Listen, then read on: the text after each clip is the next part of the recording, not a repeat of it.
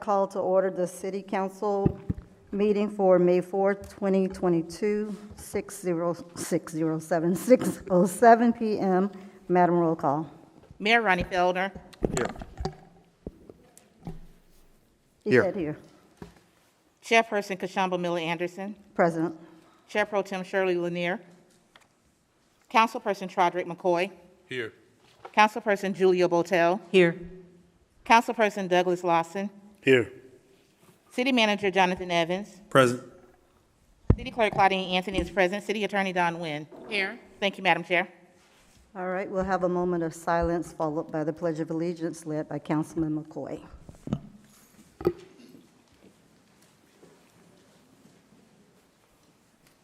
I pledge allegiance to the flag of the United States of America and to the republic for which it stands, one nation, under God, indivisible, with liberty and justice for all.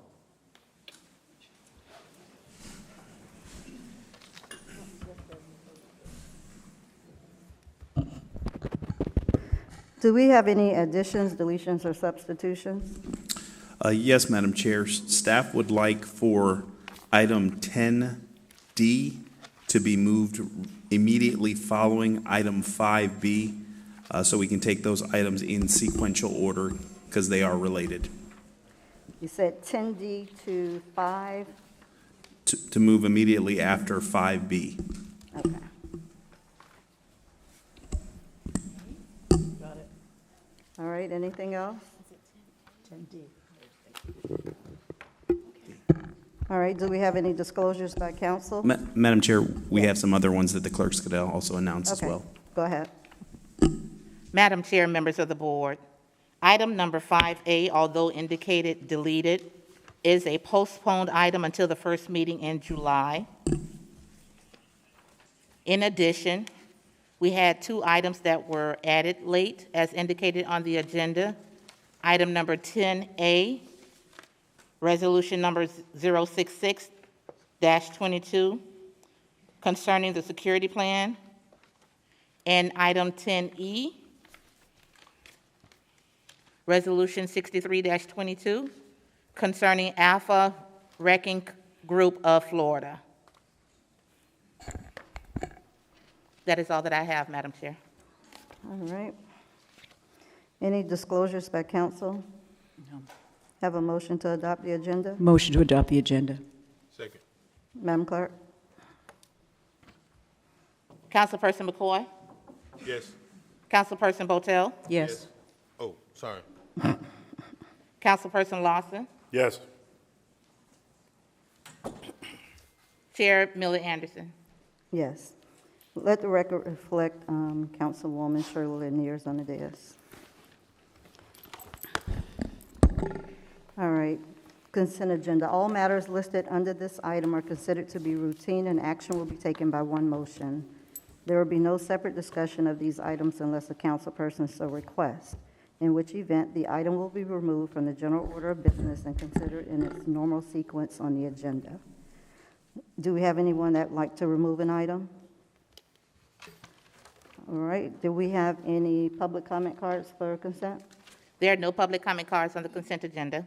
All right. Do we have a motion to? Motion to approve the consent agenda. So, Do we- All right. Second. Madam Clerk? Councilperson Botel? Yes. Councilperson Lawson? Yes. Councilperson McCoy? yes. Pro Tem Lanier? Yes. Chair Miller Anderson? Yes. Motion approved. All right. That's the end of the consent agenda. Item number 5A. B. Madam Chair, 5A has been postponed. We're down to 5B. 5B. Presentation of Fire Department career sponsorships. All right. Mr. Evans? Madam Chair and members of the board, if I can have Fire Chief John Curd make this presentation along with command staff. All right. Good evening. Good evening, Council, Chair, Mayor, Mr. Evans. I come before you tonight with some great news. Very exciting things are happening here in Riviera Beach. We are proud of the direction that Council has led us on, and we hope that tonight you will see the impacts of what it is you've charged the fire department with doing and what we were able to accomplish. If you all recall, last year we had conversation about looking at opportunities to recruit and retain individuals from within our community and offer them opportunities for careers in the fire service. We talked about diversity. We had a good long, hearty conversation. And after that meeting, we went to work. My staff, Assistant Chief Golden, Assistant Chief Johnson, started reaching out to all of our counterparts throughout the county, and we wanted to figure out how to make this work. What we were unable to do is find anybody in the county who was doing anything like this. So we basically had to invent the wheel as it relates to this program. So what we did is we started fostering our relationships. Councilwoman Lanier, I know Ms. Jacobs, Dr. Robinson from the school board, and several others met with me and the administrative staff and the fire coordinators at Palm Beach Lakes High School. We quickly realized that there was a tremendous opportunity to support that program, and without hesitation, I committed our support to continue to support a program that's providing career opportunities for individuals entering into high school who want a career in the fire service. We also started looking at not just the school board and what they're doing, but what are we doing already here in Riviera Beach? And I realized Ms. Valerie Grimsley's YEP program has sent individuals to intern over the summer with the fire department as well. So we wanted to make sure that we were supporting what it is we're doing here in Riviera Beach, but yet look at those partnerships around us. So the first piece of the puzzle was resolved. We understood where the individuals were being trained, where they were coming from. We identified individuals that lived within the city of Riviera Beach, but then there was subsequent schooling that was involved. So we reached out to some of our other partners, Palm Beach State College, and they'll be up here in just a few minutes, and their partnership is basically full support of Riviera Beach's program to get these two young men through Fire Academy and put them on a career path towards being a career firefighter here with the city of Riviera Beach. Without further ado, and I could talk about this, I've been talking about it for months. I can stay up here for about 2 hours, but I'm sure y'all want me to move along. The first individual that I want to talk about today is Mr. Torrance Oates. Mr. Torrance Oates was born and raised here in Riviera Beach. He's been a part of Valerie's YEP program since 2016. He interned at the fire department with us in 2021. Prior to that, he had wanted to intern, but we had some COVID. We don't say the C word. COVID issues that got in the way of that. He is a graduate of Suncoast High School, graduated with a 3.2 GPA, and we had left such an impression with him at the fire department that he's actually began to pursue a career in the fire service all on his own. So we are now going to pick up the baton where he left off and continue to assist him in his endeavors. So the first scholarship or sponsorship that I would like to present is to Mr. Torrance Oates.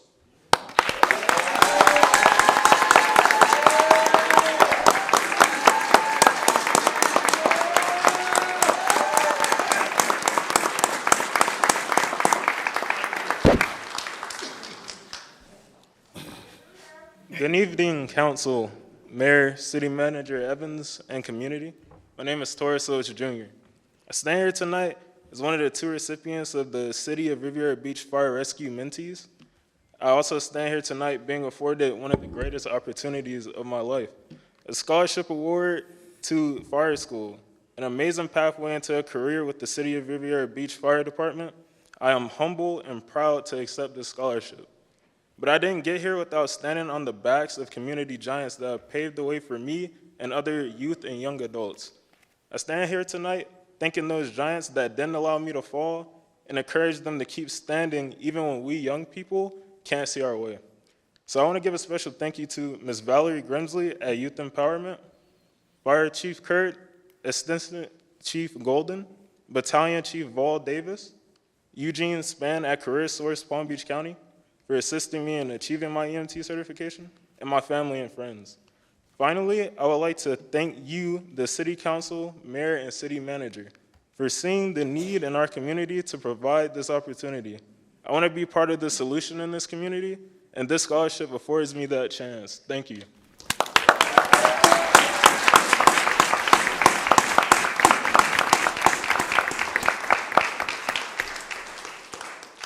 Our next recipient, Mr. Jermaine Hardy. Mr. Jermaine Hardy, again, born and raised here in Riviera Beach. He comes with quite a resume here. So, Palm Beach Lakes High School graduate with a 3.4 GPA. He's also, very nice. He is also one of the first 4-year fire graduates out of Palm Beach Lakes High School fire program from the city of Riviera Beach. He's also on the football team at Palm Beach Lakes High School. He was also on the volleyball team and captain of the volleyball team at Palm Beach Lakes High School. And he was homecoming king for Palm Beach Lakes High School. So with no further ado, I'd like to present this next sponsorship award to Mr. Jermaine Hardy.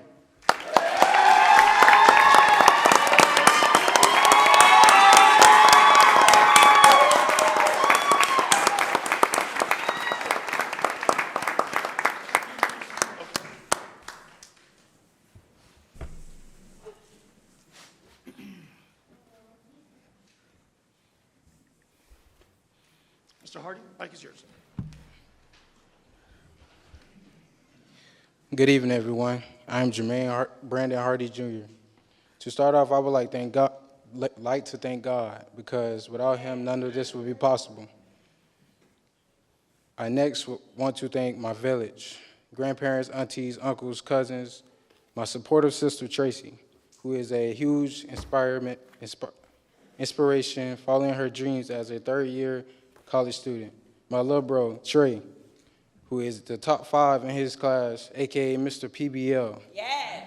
And friends who I call my brothers, D-Boy. Love you, boy. Also, to all my instructors, and Mr. Martinez, lead instructor, Instructor Clemens, who has pushed me and my peers to strive for more, but nothing but greatness, as well as Instructor Davis, who knew I had potential to be an amazing firefighter from day one. Another thank you to my other instructors at Palm Beach State College and Palm Beach Lakes High School, and more importantly, my parents, Jermaine Hardy Sr. and Mr. Neil Sawyer Hardy, AKA Big Texas. Thank you for all the love every step of the way. With no support, this wouldn't be as great. To my parents, thank you for making me stronger than ever, for loving and supporting me through this journey. I would also like to thank my girlfriend, Leah, not being a girlfriend, but being there for me at every given time, as well as her mother. I would also like to thank Chief Curd, Assistant Chief Keith Golden, for this opportunity, as well as giving me the ins and outs on the fire department. Last but not least, I would like to thank the City of Riviera Beach Fire Department for giving me this amazing opportunity. Day in and day out, I have dreamed about starting my career. I would not want to do it any other way. To be able to work hard and have others notice me makes me feel proud. I am truly blessed to have been given multiple opportunities to fulfill my dreams, as all thanks to my family and support system. I would also like to congratulate Mr. Oaks on his major opportunity. I will be willing to learn, work, and build a relationship with him. I look forward to this opportunity with being with the best of the best, the Riviera Beach Fire Department, and I will not let you all down. Again, thank you all.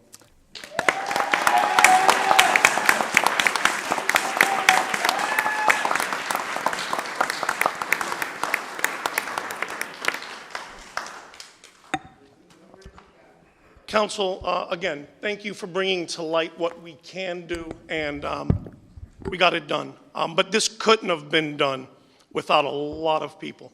I'd like to bring a few people up just for some quick words. This really took a tremendous effort. I'd like to call up Senator Bobby Powell. I'd like to call up representatives from Palm Beach Lakes High School, Palm Beach State College, and Ms. Grimsley, if you're here, I'd like to have you come on up as well. The support from the individuals that are behind me, of course, it starts here with you all, council, but these individuals believe in your vision, they believed in what we were trying to do, and they made it happen. So, Senator Powell.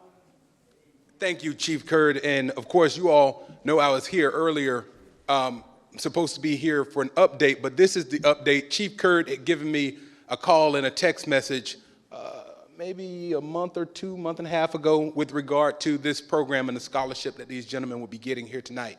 And when we talk about equity, diversity, and inclusion, I'm up in Tallahassee where these are things that are trying to be erased. But when we talk about our firefighters within Palm Beach County, here in the city of Riviera Beach, and throughout the county and the state as a whole, diversity is something that's been lacking. And Chief Curd, you and your team have taken this issue on head on. And it's really, really important, but it's also very impressive. So congratulations to both Mr. Oates and Mr. Hardy on your path and your success. But I'll also leave you this, life and death abide in the power of the tongue. And also, we can do all things through Christ who strengthens us, but we also need that village who is behind us. And I'm so impressed with each and every one of you who are up here tonight, and each and every one of you who are in that audience supporting these two young men, because without you, they couldn't be here today. But with you, not only will they be successful in their endeavors to become firefighters, but they'll be successful in every other thing that they do. None of us can get here by ourselves. So thank y'all for the support that y'all give them. And give yourselves and these young men a round of applause, as well as you all, the city of Riviera Beach. Thank you for this opportunity. I would now like to bring up Palm Beach State College Principal Alfonso.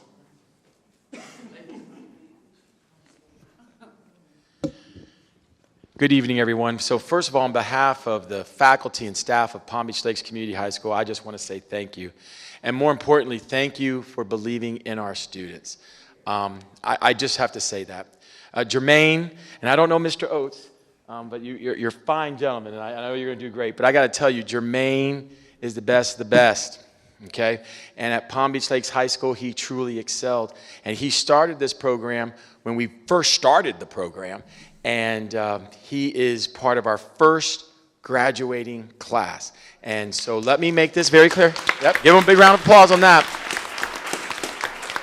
But I just want to say this to the city. Now, this is the first of many, because at Palm Beach Lakes Community High School, we always make success unavoidable. And I just want to say thank you for helping us be able to do that.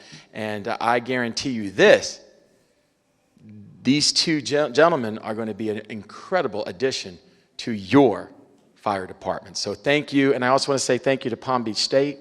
So Palm Beach State for doing such a great job working with us. And another big shout out, I don't think she's here tonight. I don't see her, but to Dr. Robinson. Dr. Robinson, who's our school board member, trust me, it took us a lot of sweat and tears to make sure that we could get this fire academy that is exclusive to Palm Beach Lakes, that's exclusive to the students that go to Palm Beach Lakes. Nobody else can choose to go in it. It's only for our students. And so I just want to do a big shout out to her as well. So let's give her a big round of applause as well, everybody. And again, to our honorees, let's give them another big round of applause. Good job, guys. I'd next like to have Ms. Valerie Grimsley come up and say a few words. Good evening. I'm going to lend my time to Eugene Spann from CareerSource. CareerSource actually stepped up and paid for Torrance's EMT certification, which he'll be graduating with in another week. Oh, so.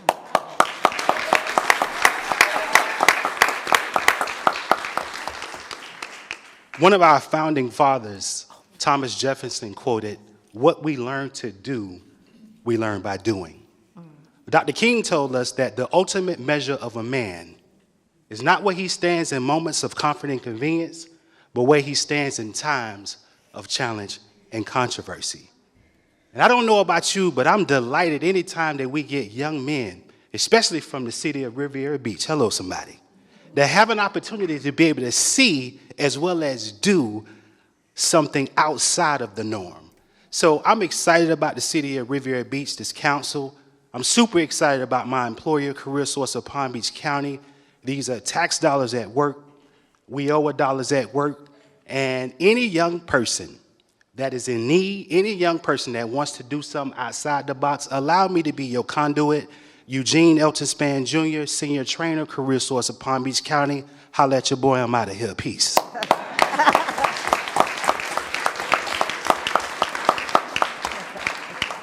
I'd like to thank both of those programs for getting these kids started, but I now want to turn the mic over to the group that's going to get them across the finish line. This is David Hamill and Miss Barbara Cipriano from Palm Beach State College. And we have Matt Keeler. Good evening. I'm very honored to be here and to be part of this wonderful project. I know Councilman Botel, we've worked in the past, but this is something that is a model program for us. We've been working with the schools on Fire Academy, but the end product, what we really want is go through that education, come to the institution, to the college, and then at the end, have a job waiting. That's the key. Without that, we can't close that circle.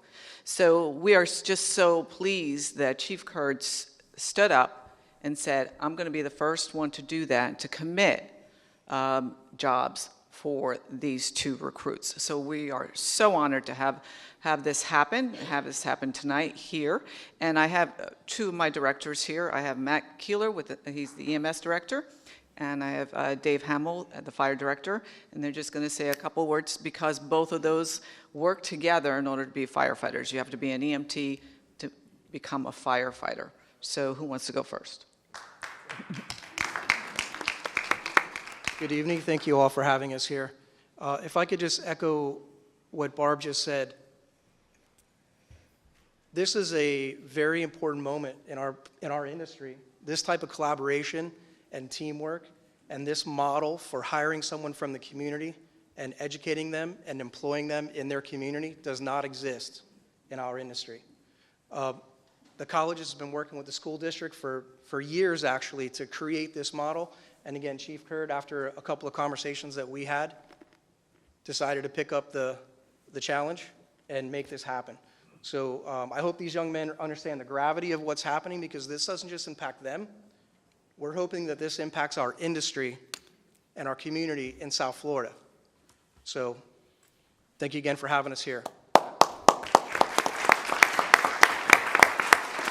I won't harp on what everyone else said. I do want to just commend these 2 young men for devoting their lives to a career of service, which is essentially what we all in the fire service has done. I'm a 3rd-generation firefighter, and I remember vividly when I was their age watching my grandfather and father do this career. So to them, I commend you for your commitment to service, but I also challenge you, as this is not an easy profession.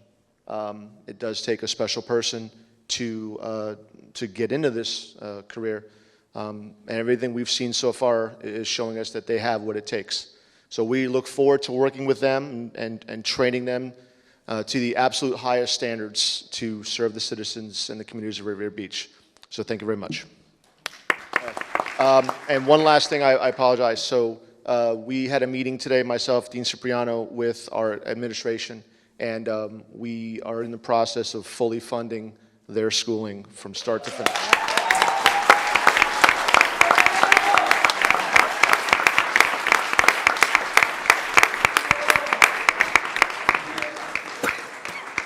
Council, again, I'd like to thank you for everything that you've done. I would be remiss if I didn't acknowledge some special guests in the back. I got Fire Chief Pat Kennedy from Palm Beach County Fire Rescue, and we have Assistant Chief Dave Woodside, former Riviera Beach firefighter, now with Palm Beach County Fire Rescue.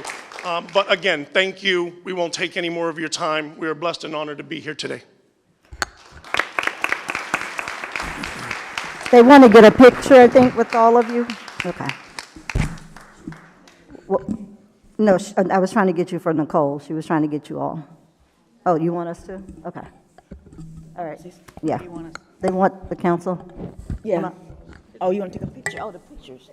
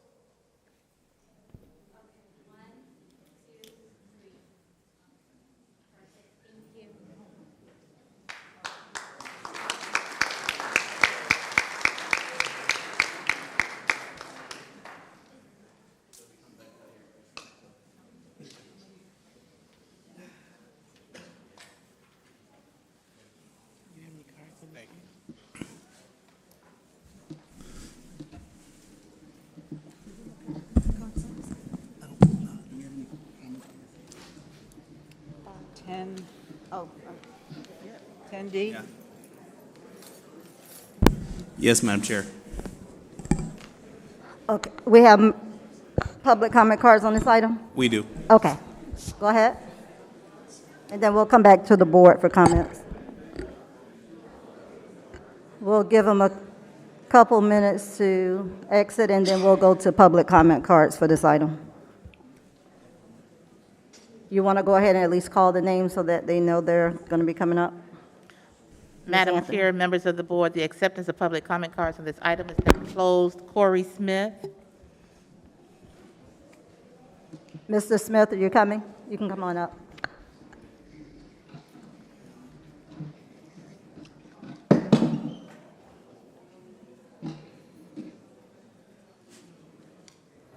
Good evening. Good evening. Go ahead. Good evening, council members, Chairwoman Miller Anderson, Chair Pro Tem Lanier, City Attorney, City Manager, board members, the public. My name is Corey Smith. I'm a proud resident, lifelong resident here in Riviera Beach. And as most of you know, I'm a candidate for school board, Palm Beach County, District 7.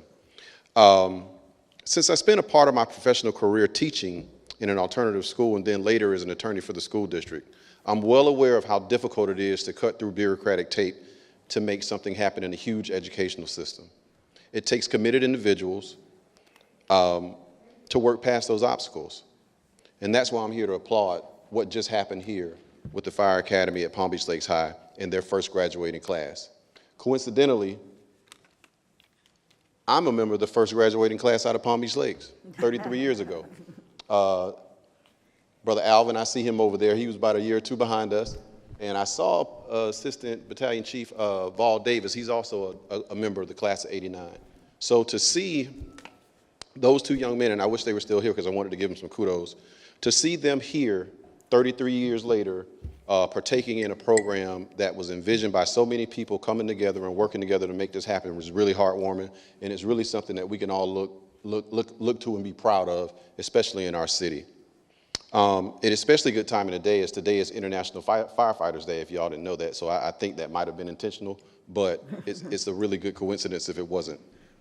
Some of the people that deserve kudos, in addition to those that you see here who aren't here, Commissioner Mac Bernard and County Administrator Virginia Baker. They were behind the scenes. Also, within the school district, Director of Choice and Career Options, Dr. Geraldine Johnson, and you already met the Fire Academy instructors from Palm Beach State, and the visionary principal of Palm Beach Lakes High, Mr. Dave Alfonso, he just left.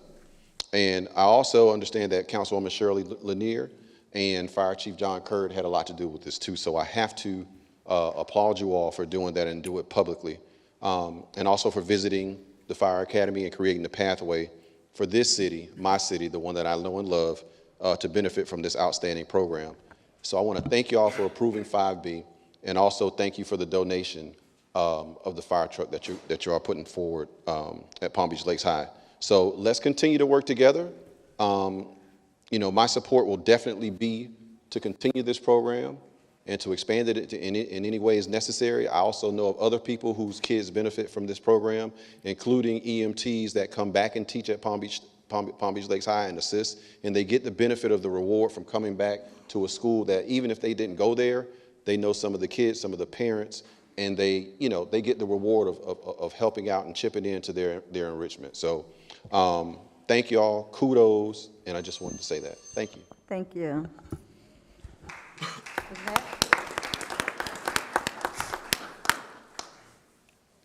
Madam Chair, members of the board, we will now take item 10D. Well, hold on. So that was the end of public comments? Yes. Okay. Did the council want to make any comments for the item we just completed? I just want to quickly just give a shout out to Dr. Deborah Robinson and the school board, because she was the one, about a year ago, I asked Chief Curd to start working on some diversity programs, and this is what they came up with, which is an excellent program, and we hope to see 20 gentlemen here the next time we have this ceremony. So thanks out to Chief Curd and to Deborah Robinson and the school board.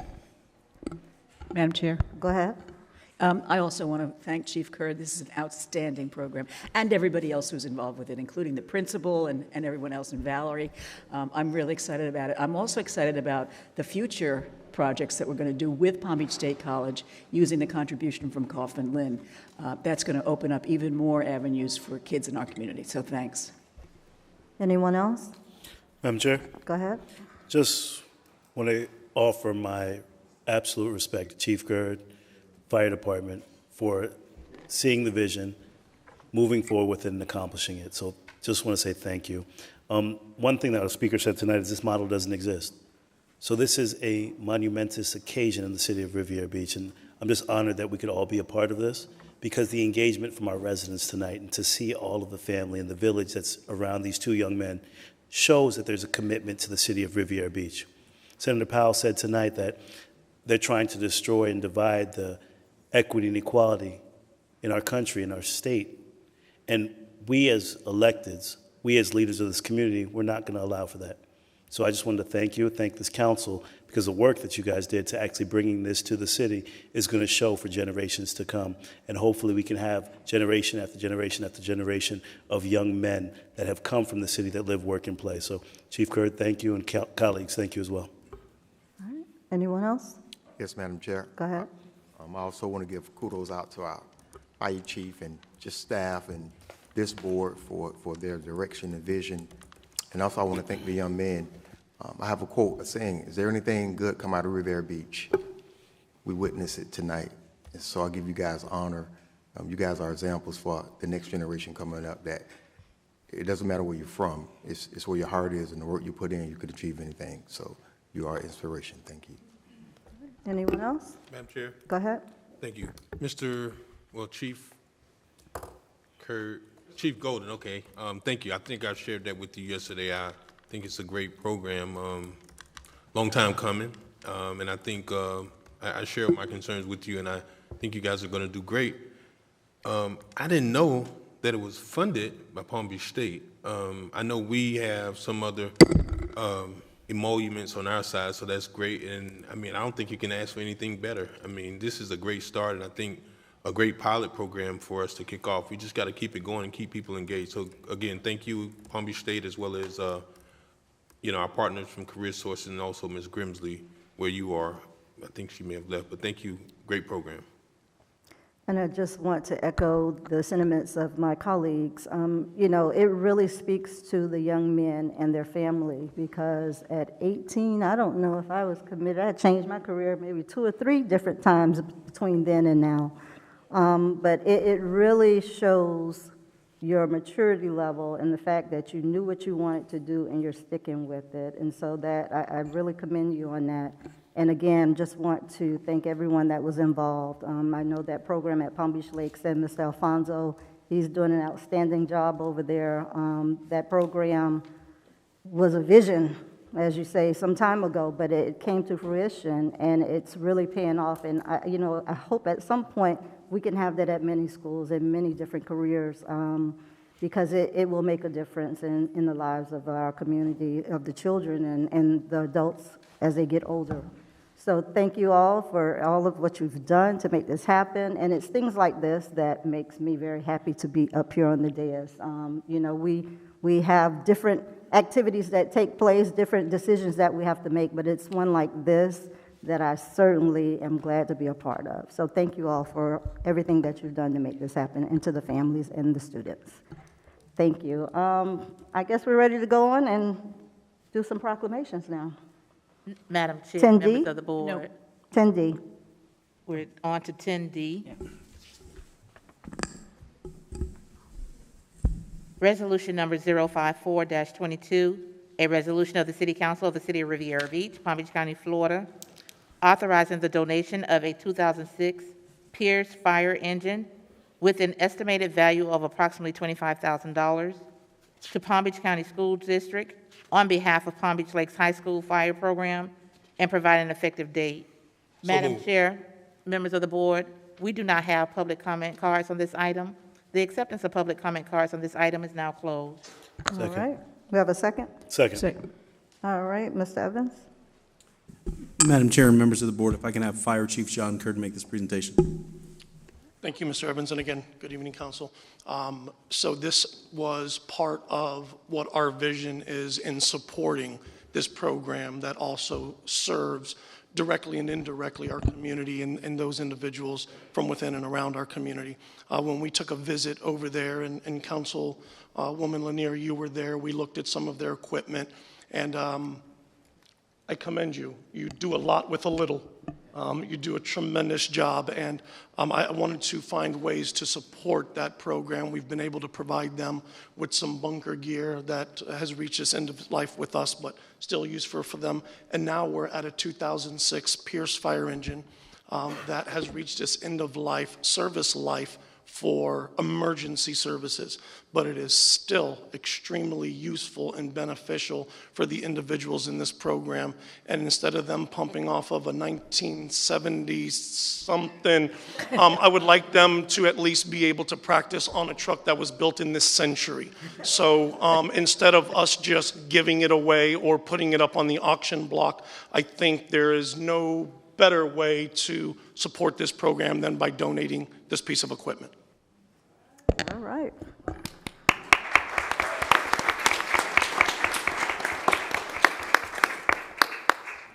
Madam Chair and members of the board, obviously we need official action from the board to effectuate the transfer of this asset. So staff is recommending approval of the item that's before you this evening.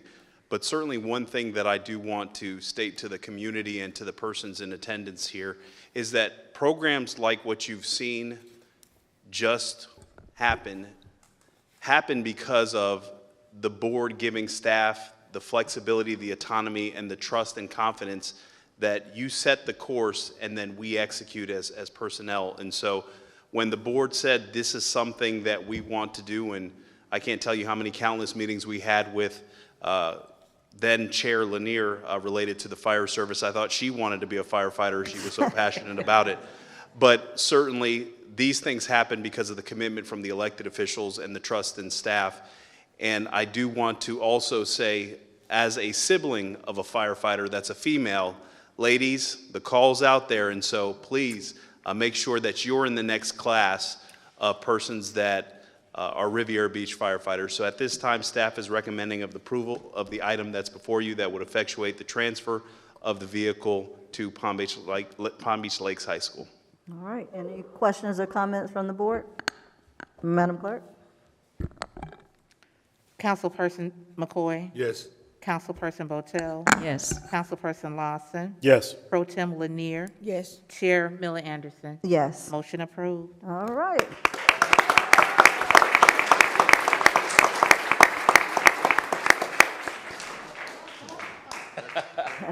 That's the only spare we have. Okay, yes. Nic- I don't think I Nicole. could lose this key. I just want to say to just to the city of Riviera Beach, to all of our council members, Chief Curd, thank you so much.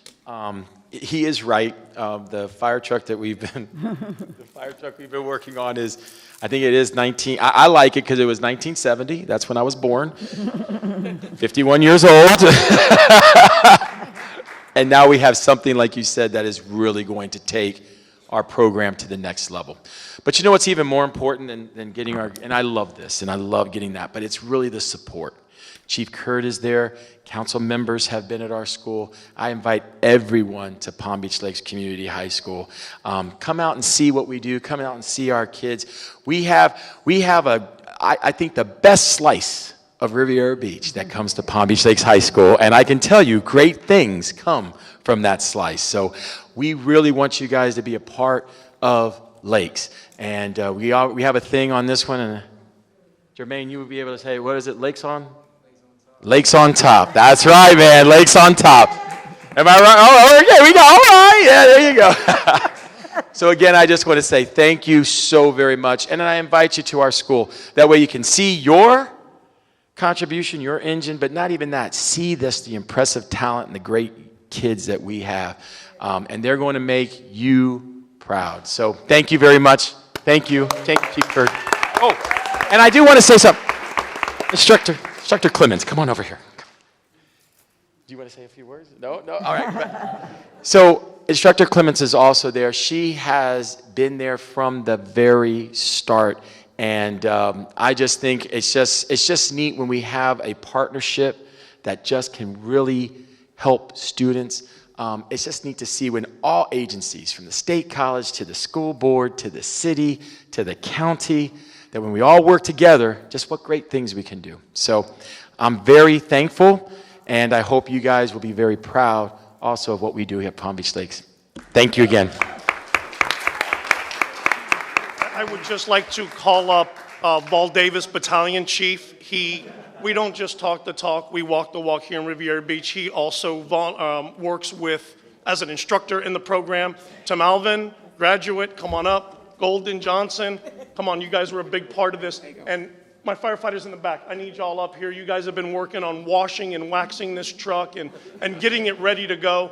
I'd be remiss to not have you all up here and the work that you put in to make this happen too. And Chief Curd, we have a gentleman in the back that was instrumental to a lot of the forward progress that we're making here in Riviera Beach in the fire service. If we could have Assistant County Administrator Reginald Duran come join us up here as well.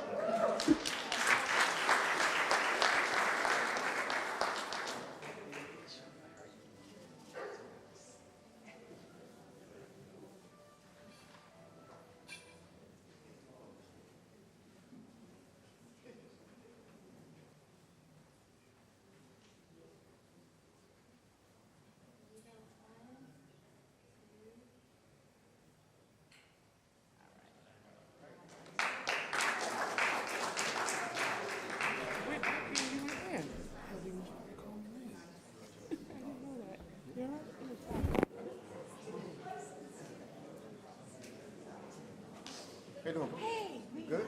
Sure. Got my purse on the floor. Put my purse on the floor. I don't play it. You one of those? Right back in the day? What? On Sweet Pea? What?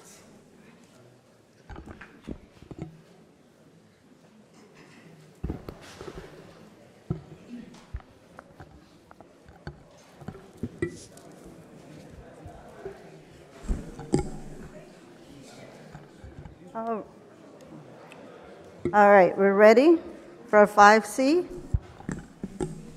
Proclamation declaring the week of May 15th to May 22nd, 2022 as Water Reuse Week. Madam Chair, members of the board, we do not have public comment cards on this item. The acceptance of public comment cards on this item is now closed. All right, Mr. Mayor. Yes, declaring the week of May 15th, 2022 as Florida Water Reuse Week. Whereas safe, clean, and sustainable water resources are essential to Florida's environment, economy, citizens, and visitors. And whereas although Florida's water suppliers are finite, the state's population and need for the resources continue to increase. And whereas water reuse provides means for conserving and augmenting Florida's precious water resources and the key to the state's sustainable water future. And whereas Florida has established the encouragement and promotion of water reuse as a state objective in chapters 373 and 403 Florida statutes. And whereas Florida's permitted reuse capacity is more than 1.8 billion gallons per day, approximately 70% of Florida's total permitted capacity for all domestic treatment facilities. And whereas Florida has risen to be the national leader in water reuse, reusing nearly 820 million gallons of reclaimed water per day to conserve freshwater supplies and recharge our freshwater resources. And whereas typically a dry month when water demands are high is a good time to educate residents on how they can help save Florida's precious water resources through water reuse. And whereas the city of Riviera Beach, Florida has joined with the Water Reuse Florida, the Florida Department of Environmental Protection, and the Utility District, Special District Water in encouraging and promoting water reuse and conservation. Now, therefore, it is finally resolved that I, Ronnie L. Felder, Mayor of the City of Riviera Beach and Palm Beach County, by the power vested in me by the residents of Riviera Beach, do hereby proclaim the week of May 15th through 2022 as Florida Water Reuse Week. In the witness thereof, I have hereunto set my hand and caused the official seal of the City of Riviera Beach to be affixed on the 4th day of May 2022 AD. All right. Item 5D. Proclamation declaring the month of May as Hepatitis Awareness Month. Madam Chair, members of the board, we do not have public comment cards on this item. The acceptance of public comment cards on this item is now closed. All right, Mr. Mayor. Yes. Proclamation declaring Hepatitis Awareness Month, whereas millions of Americans are impacted by the hepatitis A virus, HAV, hepatitis B, HBV, and hepatitis C virus, HCV, which causes infection of the liver, and whereas it is estimated 806 new cases of HTC is reported in the Florida 2019 to increase to over 50% from 2018, and approximately 2 out of every 100,000 are living with HBT in Palm Beach County, and whereas greater than half of the people living in the viral hepatitis are unaware they are infected, therefore increasing their risk of severe health problems such as cirrhosis, liver cancer, liver transplant, and death. And whereas hepatitis B and C can be prevented by access to clean syringes and early detection, hepatitis B can be treated, and hepatitis C can be cured, therefore saving lives. And whereas the current epidemic of opioid and other substance use in the state increases the risk of transmission, and these viruses that are spread primarily intravenously, inclusive to intranasal drug use, contact with an infected person's blood, and unprotected sex. And whereas the CDC recommends hepatitis B and C screening for all individuals 18 and above and pregnant women and routine vaccination against hepatitis A and B for at-risk populations, and all people born in regions of the world where HBV is commonly screened for hepatitis B viruses. And whereas Monarch Health Services, in partnership with the Florida Department of Health and the Palm Beach County, provides education to the public and professionals of hepatitis prevention, testing and treatment for all persons living in chronic hepatitis. And whereas Hepatitis Awareness Month provides an opportunity to raise public awareness about the impact of hepatitis B and C in our communities and promote the importance of prevention, risk reduction, testing, and treatment. Now, therefore, it is finally resolved that I, Ronnie L. Felder, Mayor of the City of Riviera Beach, Palm Beach County, by the power invested in me by the residents of Riviera Beach, do hereby proclaim the month of May as Hepatitis Awareness Month. In witness whereof, I have hereunto set my hand and caused the official seal of the City of Riviera Beach to be fixed on the 4th day of May, 2022 AD. All right, thank you, Mayor.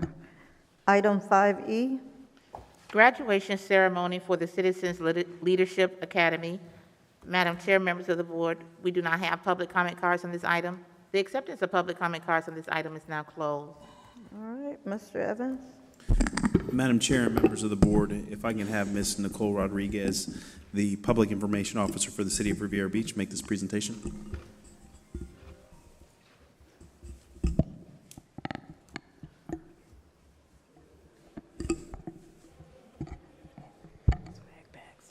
I thought she was pushing a baby stroller.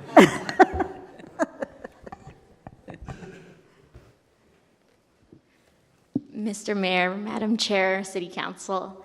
So I'm here to do a mini graduation for our CLA class. I feel a little like Santa Claus with this, the goodie bags that we have, but so the background is the Citizens Leadership Academy is a free program aimed at educating Riviera Beach community about city operations while building a bridge between citizens and the government. So by doing so, we believe we're equipping tomorrow's leaders today. We had about 19 participants, so we'll be handing out certificates and goodie bags with city-branded merchandise.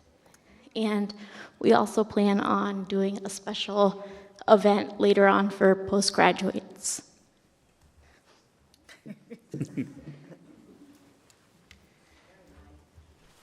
Is Teresa Shannon here? Some of them might not be in attendance.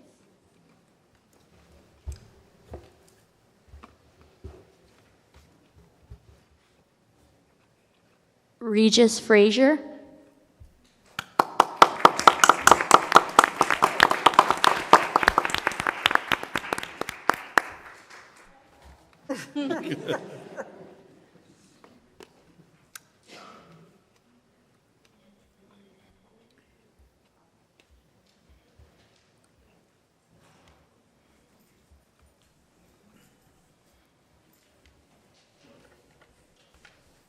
Sherelle Golden.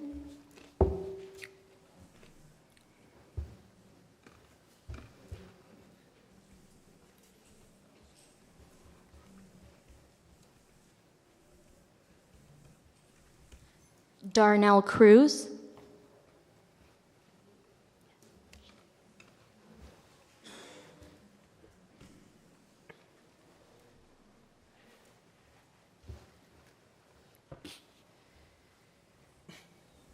I'll try to go quickly.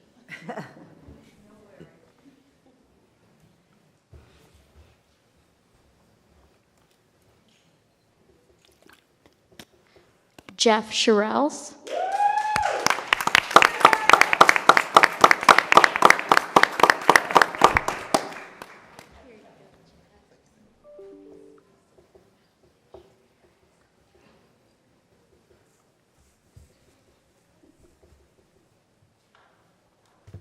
Linda Smith.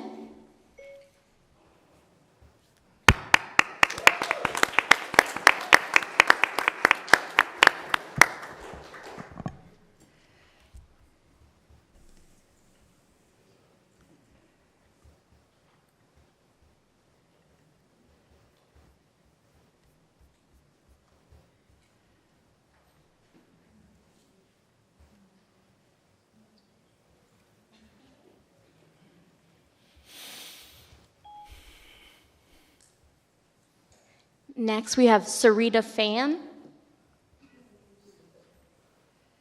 Or Fan, I'm not sure.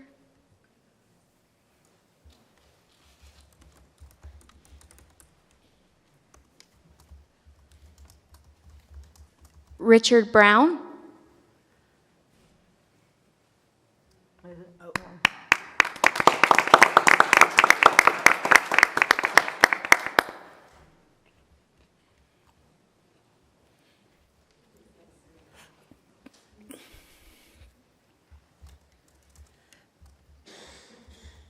Diane Lewis.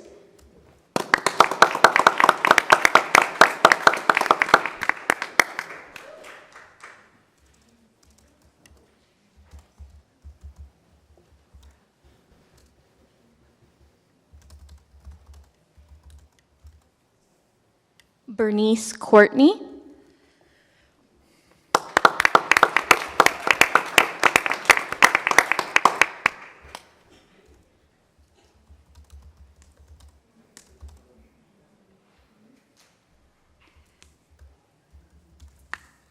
Monique Fouché. I hope I'm saying that correctly.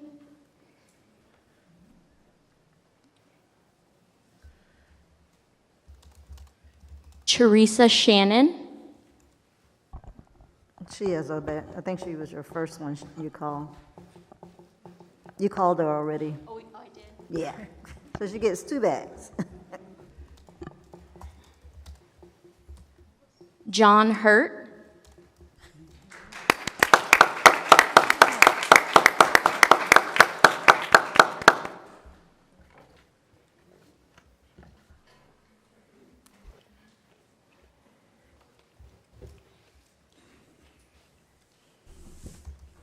Teresa McCrae.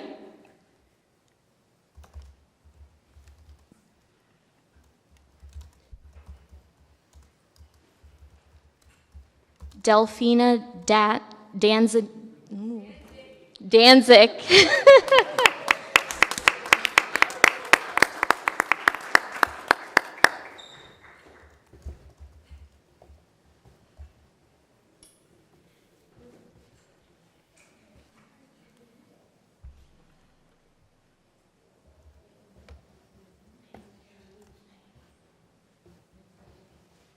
Trisha Williams.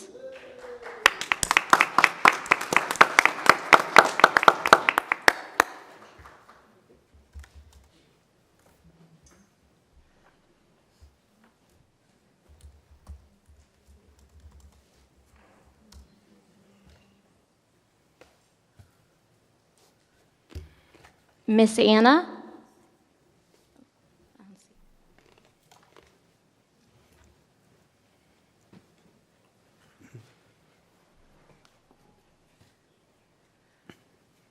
Migdalia Rodan.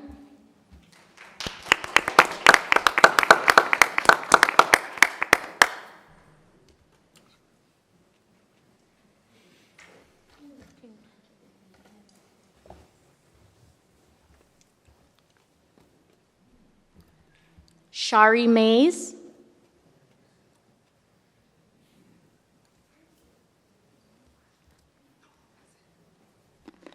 Okay, so that's all we have. Thank you for your patience. So we'll get a group photo, but we have a brief award ceremony. The group actually voted for their favorite speakers and best department presentation, and it's a very fierce competition from what I heard. So I have to pull it up on my phone so I don't mess this up, because I know bragging rights are fierce, so well done. Okay, so we'll go with third place speaker.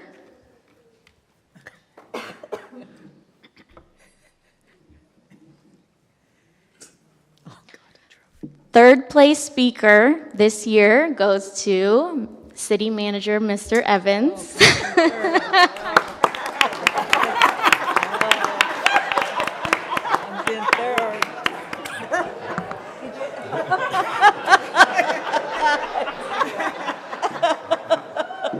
This is the last year we're doing the program. And this is Nicole's last day as well. Just kidding. Hey. This is the first year we did third place. Okay, so second place speaker that the class voted on.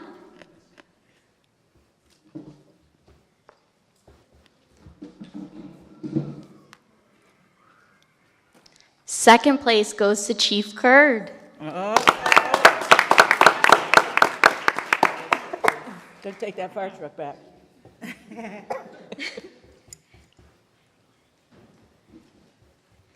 And our first place best presenter goes to Miss Deirdre Jacobs.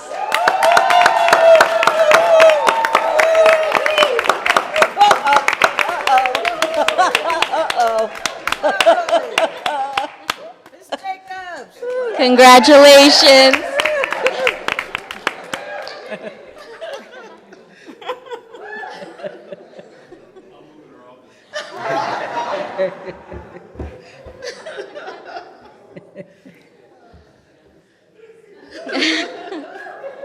I'm fired.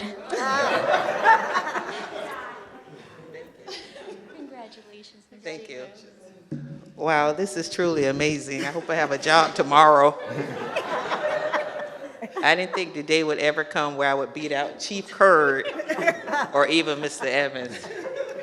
So maybe we should switch trophies. I don't know. Thank you all. And we have one more for best department presentation, and that goes to the Utility Special District. Whoa. Whoa. Mr. Lowe.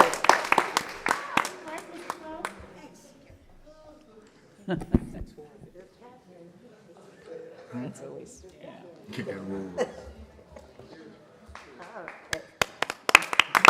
I just say thank you to everyone.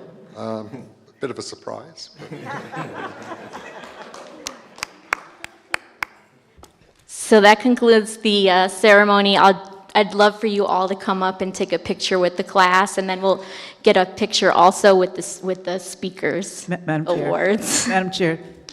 Go ahead. Thank you. Ms. Botel. Just a word. You gave a lovely description of what the program is. The one thing that you neglected to say was it was originated, I think, 5 years ago by Chair Miller Anderson. And I think I was in the first class before I even got elected, and it really taught me so much about city government and introduced me to all the departments. It's a wonderful, wonderful program. I'm sure everyone standing there would encourage their neighbors and friends to take it the first opportunity they have. So thank you, Ms. Miller Anderson, for initiating it. All right. We actually have a couple students that did want to speak. Okay. I know you guys volunteered in the email. Come on up. Nobody? They're not here? They're not here. Mr. Sherrills? Oh, okay, here we go. One brave soul. Yeah, I'll speak. But thank you for council for supporting this program. I didn't, at the beginning, didn't know what to expect, but I tell you, when I look at faces around here, Council Wynn, of course, my man, Mr. Evans, Ms. Jacobs, City Clerk. I mean, I could put a name with a face, but these 20-minute presentations, that on average, were awesome. And it really sort of captures, I think, in the class, the questions this great group of people that I had the opportunity to be a part of this class, this cohort, the questions were fascinating when you start talking about city government. We take for granted that we literally have privilege when we get this kind of information. I mean, really get to understand how these departments work, put a name with a face, and all of the hard work that this city is doing is sort of captured through these public servants like yourself and staff. So I really enjoyed it. I will say that that the presentations were not necessarily presenter-centered. They were on, we talked about ideas. We talked about how we could support the city in terms of moving forward, and I truly appreciated the opportunity. And I look forward to, please keep the program going, if you can expand it, to have more individuals be a part of this great, great program. And last, I wouldn't be remiss by not saying Happy Teacher Appreciation Week for all educators out there. And I just want to say thank you to my colleagues for continuing to fund it in our budget, and then also Mr. Evans and staff, department chairs, Nicole, everyone that was involved, as well as those who participated. As Dr. Botel stated earlier, several years ago, I did start this particular program, and I think I've shared this numerous times, but I wanted to make sure that it was continued even beyond me being here in the city on the dais, and so, because it's very important. So now what I'm sure they told you all, what you have to do now is get on some advisory boards or run for office or do something. You can't just take this and run and we don't see you anymore. So that was the whole purpose in providing this class. And I know we haven't done it in the last couple of years, but having children, because when I did it the first couple of years, we did have teens that were involved from middle school and high school. So we want to get those those children early so that they're able to see how their government works as well. But I just want to thank everybody who was involved for continuing the program, and I hope that you all enjoyed it. And hopefully the next time it'll be back in person, because it's really exciting when it's in person. So thank you all so much. All right, I think they want us back up.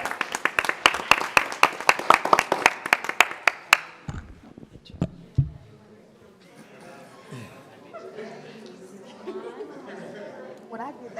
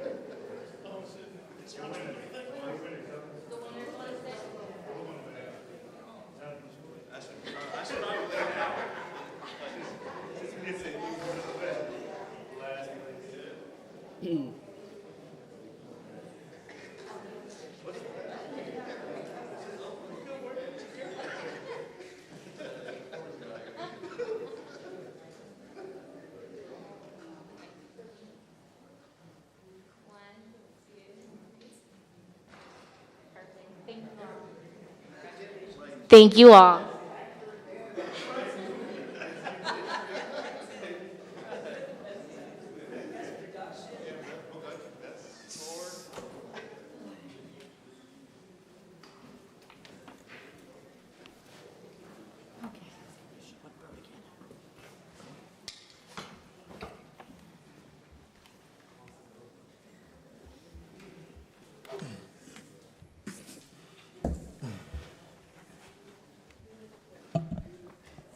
All right, Madam Clerk, item 10, 10A. Item number 10A, resolution number 066-22, a resolution of the City Council of the City of Riviera Beach, Palm Beach County, Florida, authorizing city administration to undertake all measures necessary to implement the establishment of a security plan, setting forth rules of engagement to be followed during meetings of the governing body as recommended by the interim police chief concerning the safety of residents and visitors, as well as elected body and city staff, so as to protect their welfare during public meetings and provide an effective date. Madam Chair, members of the board, we do have public comment on this item. The acceptance of public comments on this item is now closed. So moved. Second. All right.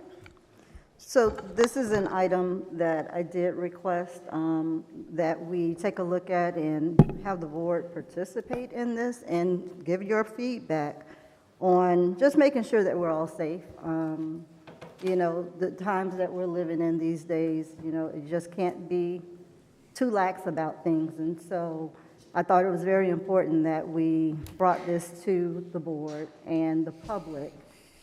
We have this on the public side, so when the public wants to attend the meetings, they do have to go through some sort of process to ensure that we don't have anyone bringing any weapons or anything into the chamber, what we consider our chamber, now the event center. There was a couple meetings ago where we did have some situations out there that, you know, was very alarming once I found out about it, and I'm sure it impacted many of you as well.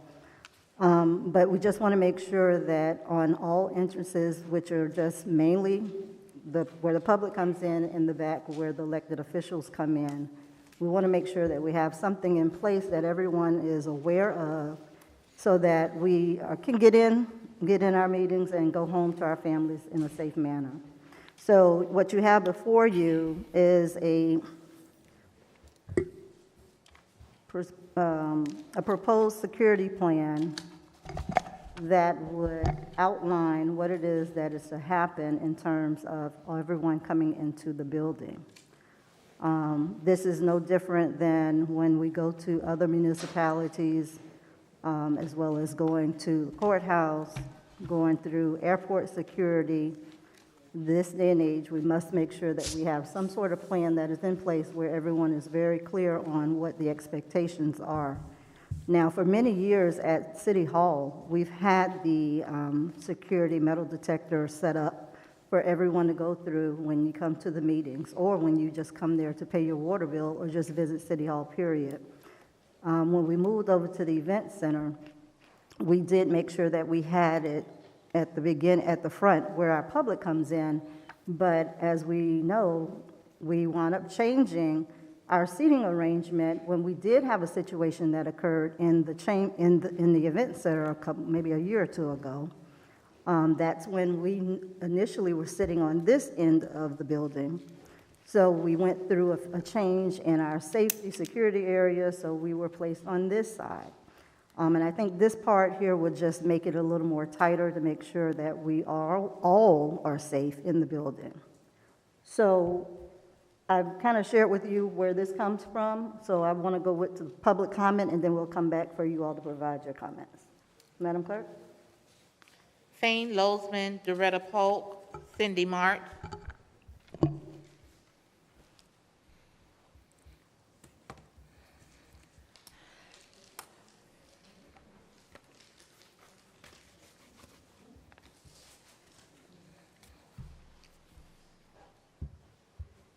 Fane Lozman, Riviera Beach. I have no problem with the new security measures in this building. Where I've had issues believe it or not, I never had an issue in the parking lot at the City Hall complex where the police department was, the old City Hall. But I've had issues leaving the meeting in this facility 2 times. And I think there's coverage for when the elected officials leave in the back by a police officer, but if you have extra police officers checking when you come in the building, there needs to be, those same officers need to go out into the parking lot and wait till the public departs, in addition to maintaining security for you when you depart in the back of the building. That would be my only addition to the plan. The plan is fine, but I think it needs to cover the egress of the participants in the meeting to include the public. Thank you. Doretta Polk, Cindy March, Mary Brown.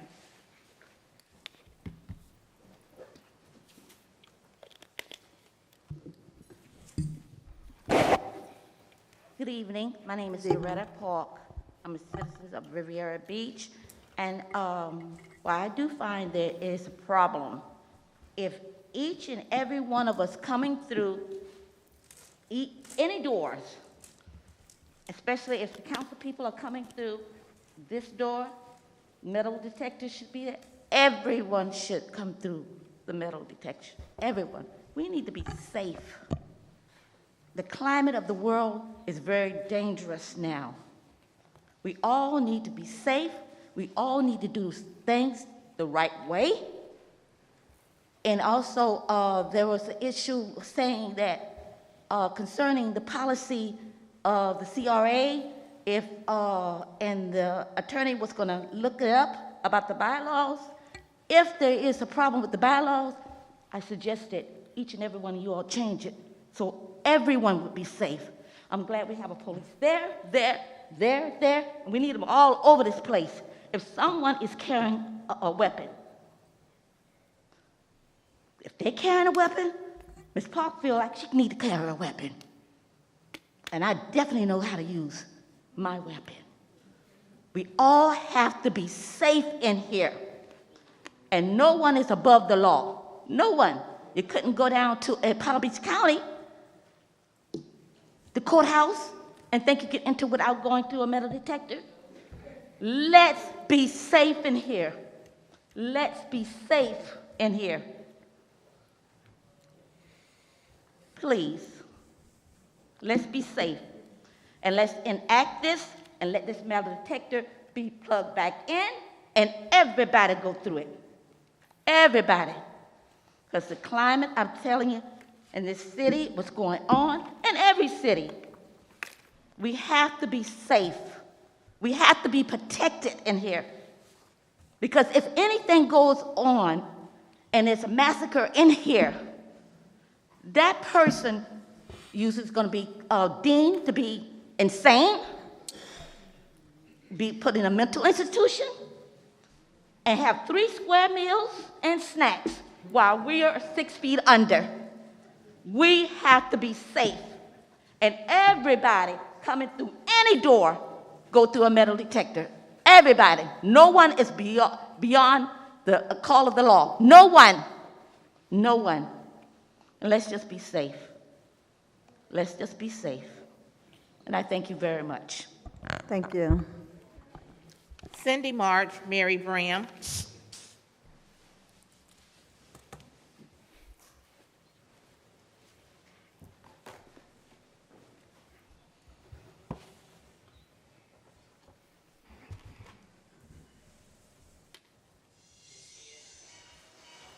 All right, if you all implement that rule, my thing is just make sure when you set a rule, you set it for everybody. 1 second, please. Is that someone's phone? Okay. Thank you. I'll give you about 5 more seconds once it goes out. It's okay to implement a rule, but when you implement the rule, make sure it's set for everybody. Because I have been coming to meetings for over 30 years, and you have to be careful. You know, you're going to respect the police. I'm going to always respect the officer of law, because if I get in trouble or need to get out of trouble or get into trouble, I'm calling 911 first.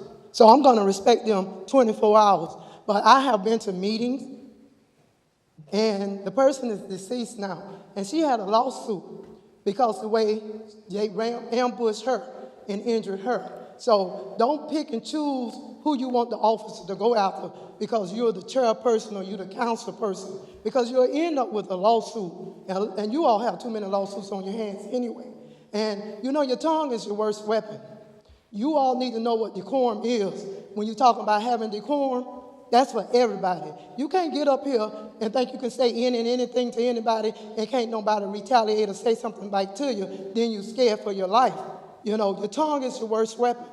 And I know everybody needs to be safe, and know everybody is not mentally ill, okay? But you all have a lot of personal vanillas going on. You all be the same ones, get on social media, and then when somebody call you out in a meeting, we got to be the troubleshooters. It doesn't work that way. Not with me. Because what I say once, I'm going to say twice. But on the other hand, I'm going to respect everybody. And I want the same amount of respect. I don't care who has to come. I can come through these metal detectors 10 times. But you're going to respect me. Thank you. Mary Graham.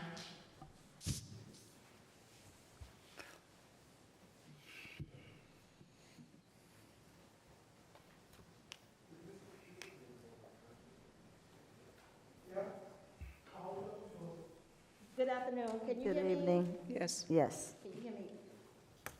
I'm going to say, what's good for the geese is good for the gander. Every checkpoint from north, south, east, and west. See, Ms. Brown does not play this favoritism stuff. I love you, I chastise you, and when you're wrong, you're wrong. And I'm still throwing my arms around you, uplifting you, encouraging you. Because the majority of this board sit here. Some of you came up under Mr. McCoy. And Mr. McCoy, yes, I am fond of Mr. McCoy. He came up. He came up. I know what he can do. He knows what he can do too. So see, that's why the elders do what they do. We set those courses so that they would come along. And when their generation comes along, we have standards. A couple years ago, we did set some rules and regulations in for decorum. What is a stickler here is whether or not you're going to adhere to it. It's time out for this. It's long overdue. We must stick to the procedures and the rules and regulations no matter what. If they affect Ms. Brown will abide. That goes for the board as well as we as the general public. Ms. Brown always come here to do business.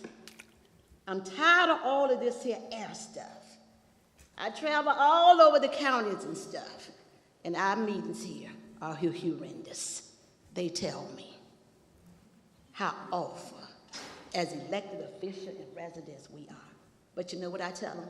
We are better than that. And we're gonna clean up our act because we're moving on.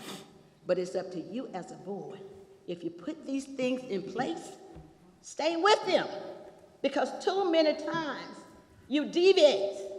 What's good for one, like I said, what's good for the geese is good for the gander.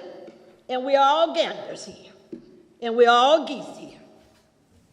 So if we're gonna put these in place, Ms. Brown has been around here a long, long time.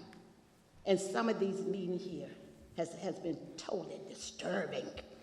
We will not go after Mr. Evans. We will not go after the council people. And we will not go after the residents. We get 3 minutes.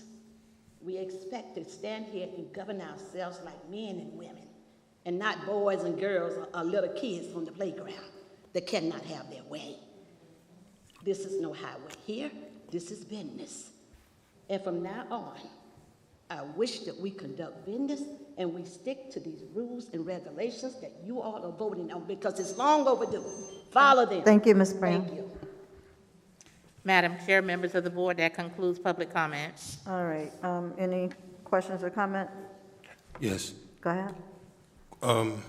Ms. Nguyen, so this resolution, and I want to make sure I'm clear on this so we can get clarity. It seems to be a little convoluted. Are we adopting a resolution authorizing administration to implement a security plan, Because the title specifically that was read by the clerk says just that we're authorizing a resolution authorizing the manager. But the last whereas clause suggests that we're actually authorizing the plan itself.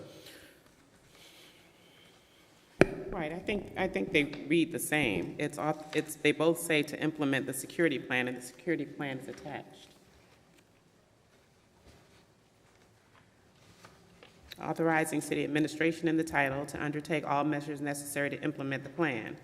And then in the body of the resolution, authorizing the city administration in cooperation with the police to administer, implement, and enforce the plan. Okay, so any modifications to the plan comes back before the board? I'm sorry, can you repeat that? So if that's true, any modifications to the plan come back before the board, or is that captured in the any and all necessary steps that's in the whereas or in the title? I think it has to come back before the council. So specifically, why do you have language that says city administration to undertake all measures necessary? So if there's some measures necessary, would that be done administratively or by the board? It would be done administratively. So I'll give you, for instance, perhaps administration directs the police to train or let the security company know what the process will be. That doesn't have to come back before the board. That's something that administration can handle. So what That's do we? the implementation. Okay, so what were we operating under before then if we're adopting this now? Excuse me, Mayor. I don't believe we had a security plan before. So the personnel that's out here, what were they operating under what authority? They were just here? I'm assuming it's under the authority, the security officers operate under the authority of the contract and whatever that entails. And Okay. I don't know what that is. So I guess more specifically, did they have the explicit authority to do what we're being asked to authorize now? I don't know that answer. So who would? Whoever administers that contract, I believe, perhaps Well, police, I'm not sure. But we're in the meeting now, and I guess somebody can answer. Or don't know is fine too. Right, I don't know. Mr. Evans? Councilperson, if you can repeat the question again. So what authority have we been operating under if we're now adopting or authorizing this security plan? What authorization have they been using before? Because obviously, it creates a different standard. And, specifically, I like one thing that this is actually drafted that almost mirrors the statute that speaks to specifically governing bodies where you are prohibited from carrying, restricted items. But what gave them the authority prior to the adoption of this? Madam Chair, if I may. Go ahead. With respect to the security guards, there have been, especially when we moved into this building, there has been briefings with law enforcement and security personnel as to what the expectations were related to security in this particular space, no different than the security at 1481 as well as security at the City Hall campus. So there is conversations and verbal conversations that have happened with security personnel as to when we relocated the location and which place was the place in which we would provide the venue for the meetings of the board. So those are conversations we've had with the provider. Okay, so specifically, police role is what in this plan? Madam Chair, if I may. Go ahead. Police role in this plan is really from a observer's standpoint. Obviously, the security entity assumes the responsibility with regards to securing it, but PD has an exterior component as well as some interior components as it relates to security elements. They also provide us input as to what are some best practices to secure a facility. So there is conversations and discussions on things that the security provider needs to know and where law enforcement's roles and responsibility starts and stops. Okay, follow up. Go ahead. So that's perfect, Mr. Evans, because that's exactly where I'm going. So this is great that you would do this at a meeting. So what happens when you have city staff and personnel and CRA staff and personnel that's moving throughout this building all day prior or days ahead of the meeting? I mean, is there going to be some overall security, I guess, screening for the building prior to the day of the meeting? Madam Chair, if I may? Go ahead. Yes, our intent would be to lock down those spaces and to make sure those spaces are swept, and staff would have to comply with the same process and protocols everyone else would. So in a situation whereby an employee enters this particular space and vacates the space, they would have to go through the security screening protocols again. There is also places where we would look for areas that are not commonly utilized to make sure that we do the appropriate checks in places to make sure that the facility is closed off and secured. Okay, thank you. All right, anyone else? Madam Chair. Go ahead. Mr. Evans, you just said that the plan is to secure the space when we're not within meetings as well as when we're in the governing body is convening, is that correct? Madam Chair, if I may? Yes, go ahead. It would be to secure the space prior to the meetings of the governing body. So the security plan is only going to be impacting of meetings of the governing body. So if we're, being that this is used as an event space, we're having weddings or receptions or anything else being used in the space, this is not going to be the same security plan, correct? That is correct. The same rules that are currently in place would apply. So this security plan only speaks to the meetings of the governing body and the places where the governing body is conducting official city business. So Okay. events and programs, those will continue as normal. Okay, I guess I was confused in regards to the sponsor. And so I guess a follow-up to that would be our interim police chief is the one that came up with the security plan? Madam Chair, if I may? Go ahead.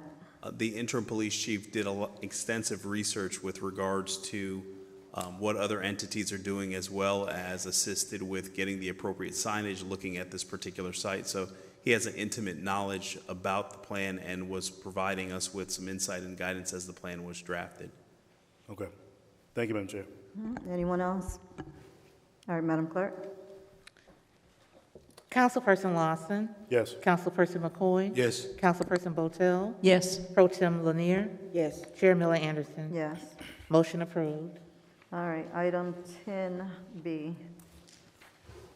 Madam Chair? Yes. Do we want to go? I'm sorry, public comment? It's 7:36, thank you so much. Hold on a minute.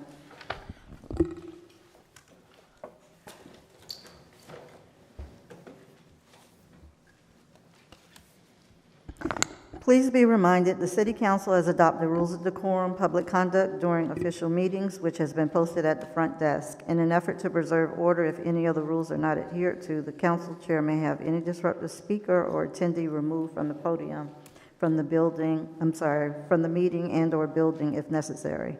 Please govern yourselves accordingly. Public comments shall begin at 7:30 unless there is no further business of the City Council, in which event it shall begin sooner. In addition, if any item is considered at 7:30 p.m., then the comments from the public shall begin immediately after the item has been concluded. And you do have 3 minutes. Madam Clerk? Madam Chair, members of the board, the acceptance of public comment cards on this, at this time is now closed. Thane Lozman, Cindy March, Bessie Brown.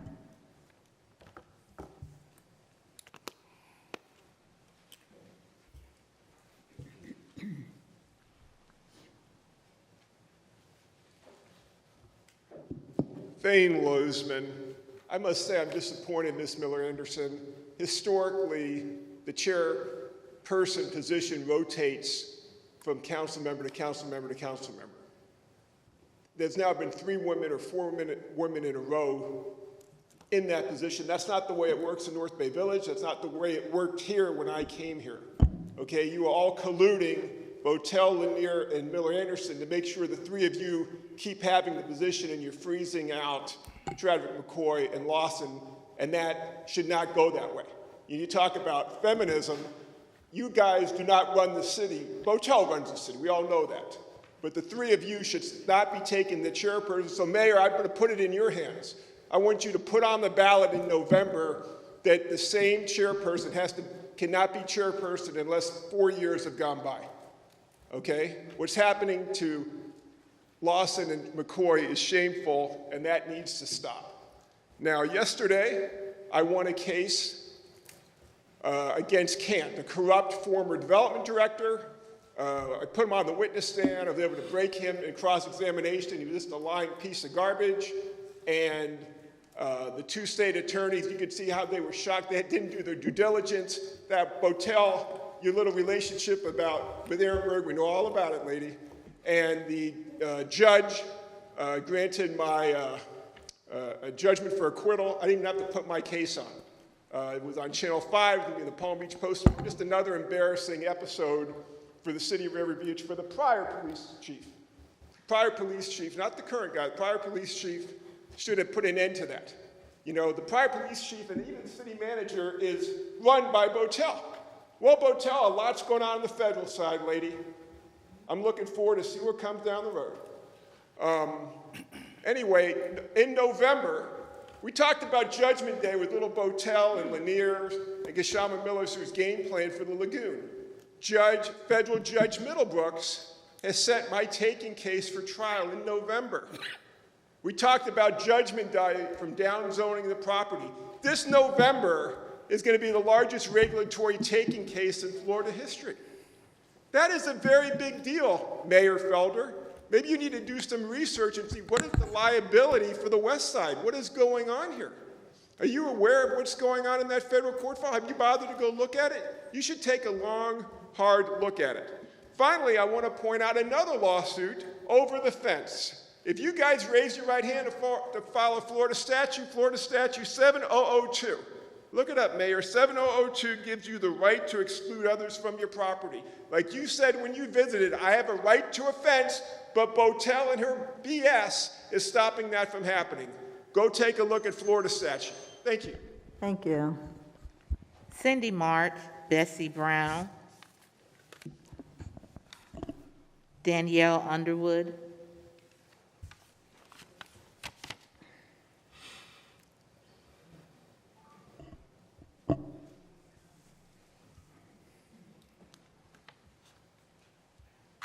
All right, Fane Losman don't need to cheerlead the team, but congrats, because enough is enough already. You all say we're moving this city forward. We need to do better. We have too many, as I keep reiterating when I come to this podium, we have too many personal vendettas, too many, and we're not getting anything done. The infrastructure, and Evans, Mr. Evans, can you please answer my question before 11 or 12 o'clock tonight? When are you all going to ride on the south side, on the west side, on 1st Street, and see how deplorable these roads are all over? Not just giving money to Singer Island on the bridge. I go up under that bridge every Saturday and Sunday to meet with my sisters and just have some me time and we time together. And coming over that bridge, I don't know where y'all paid this $1 million at for infrastructure, but they got big sinkholes on top of that bridge. It's utterly ridiculous. You know, he's right, and I must say, I don't have a personal vendetta with Botel, but Botel has ran this city for the last 3 years or more. Enough is enough. We are somebody. I said over and over again, we better than vegetables. We better than toys. We better than free school supplies.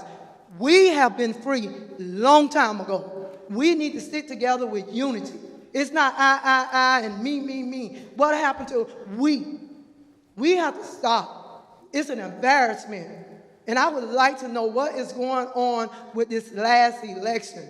I still haven't gotten the answer I want to hear. Why did the sheriff's department come to the city to pick up some ballots at 5:55? Who sent him there? And why?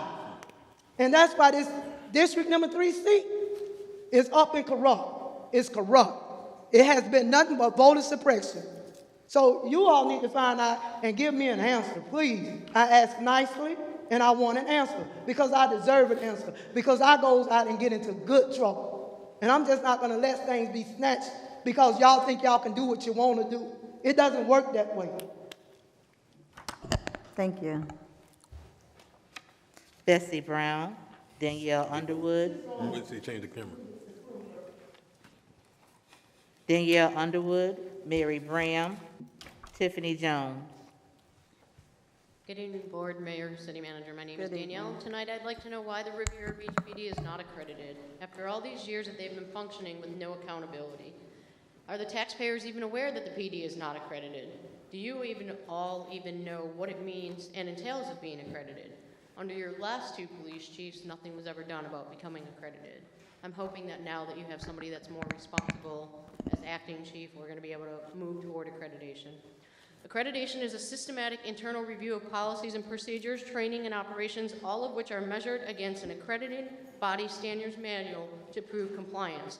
Accreditation is where agencies operate within a specific set of standards, state and nationally recognized, and/or best practices.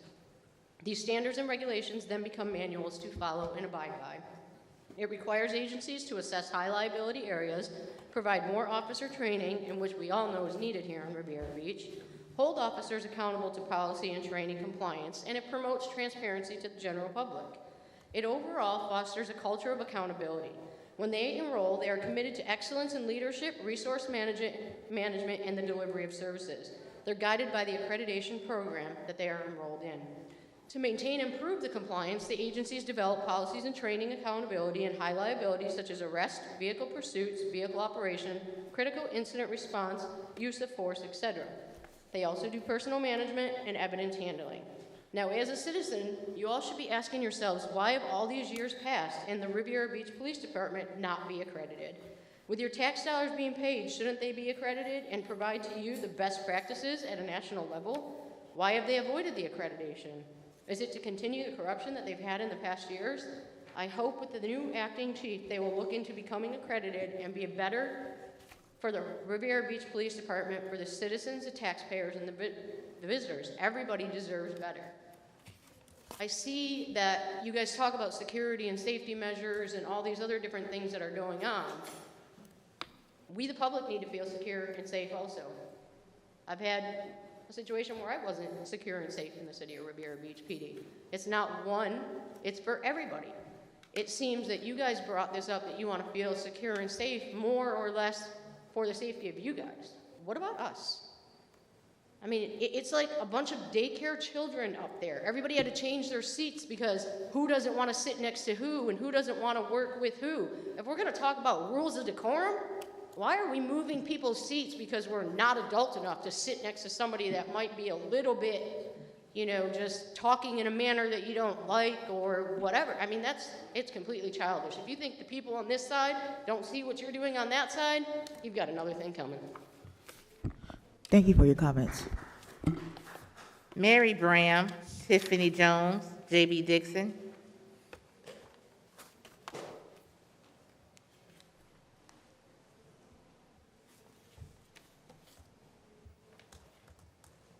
Here, Bram, Riviera Beach. I'm going to try to run through some things, and I want you all to keep up with me now, okay? Happy Mother's Day to all of the mothers, because we are the earth that bears the fruit.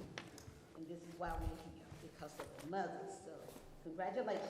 Congratulations to the mayor as well as Sam Brown for their leadership, being awarded that tremendous accolade for their leadership, being nominated the leadership of the Common Board throughout. So congratulations, Mayor Felder as well as Sam Brown. Condolences to Frank Cooper, who has lost his mother, and we know that Frank, they are pillars in this community. Mayor B. Brown, his mom, passed away. And Ben Smith, and all of that family, Doug and all of them, we say sorry and condolences. His mother was one of those professionals down at Jackson Memorial Hospital, and they were pillars. They were Deacon and Mother Cooper children, so we say. Christopher Anderson, thank you for that beautiful celebration. 91 years old. What a time to celebrate her. We had a marvelous time. It was absolutely wonderful. Kudos to you. Earth Day. Earth Day. The Riviera Beach Heights and Urban Garden, we had it going on. See, Ms. Brown got pictures here. And Ms. Brown was over there, and we seeded. We seeded over there. And now they're growing. Ms. Brown have the pictures here, so we can have plenty of food. Urban Farm. We just had it going on in here for Earth Day, so kudos to this city.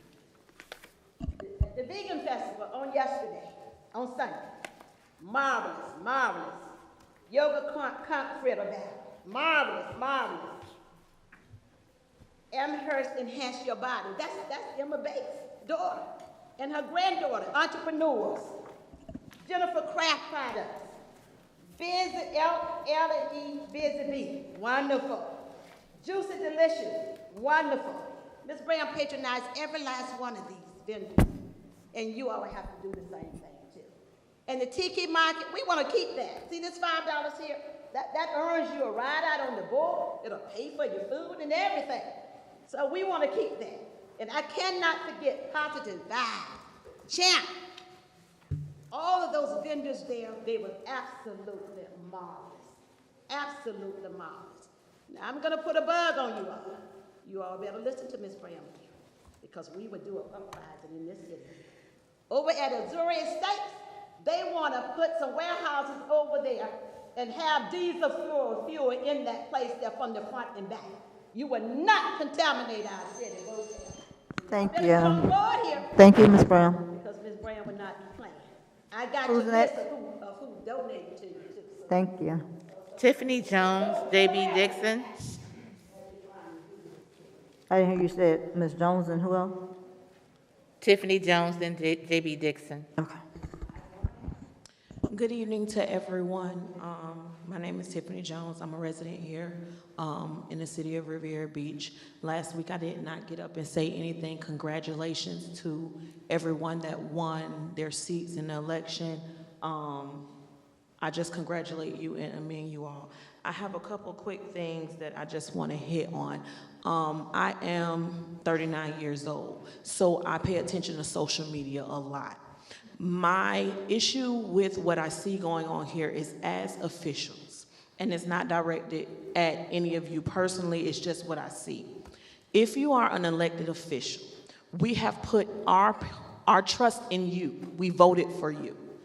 The company that you allow to stain your name goes before you. So before you even show up, we see what your circle looks like.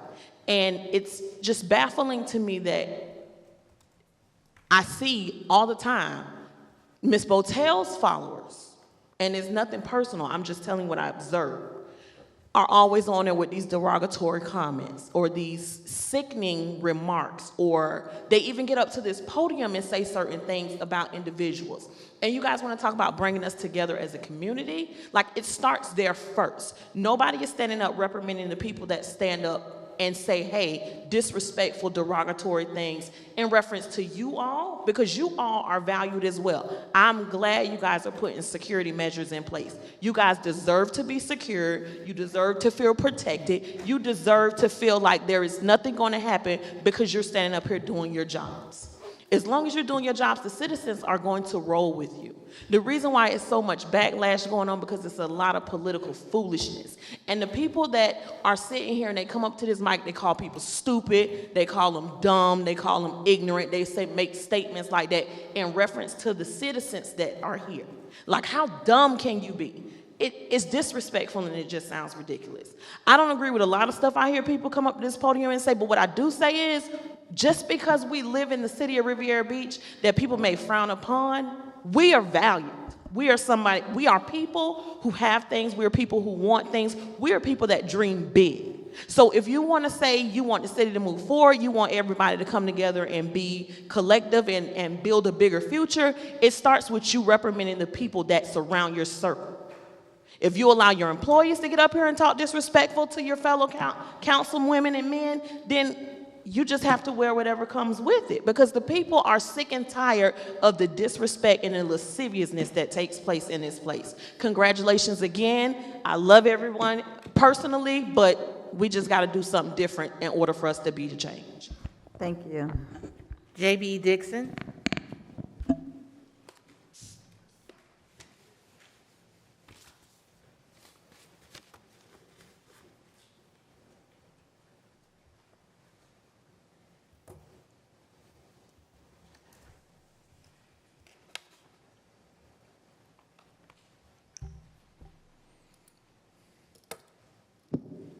J.B. Dixon, Singer Island in Riviera Beach. Good evening. A lot of people are sick and tired of a lot of things. I too am sick and tired I am sick and tired of hearing Singer Island always be criticized here as an area, a neighborhood that gets more than it deserves, at the expense of people in other neighborhoods. The bridge that everyone keeps talking about was falling apart because, as with many other problems, prior councils kicked the can down the road, just like they did the water department and a bunch of other things.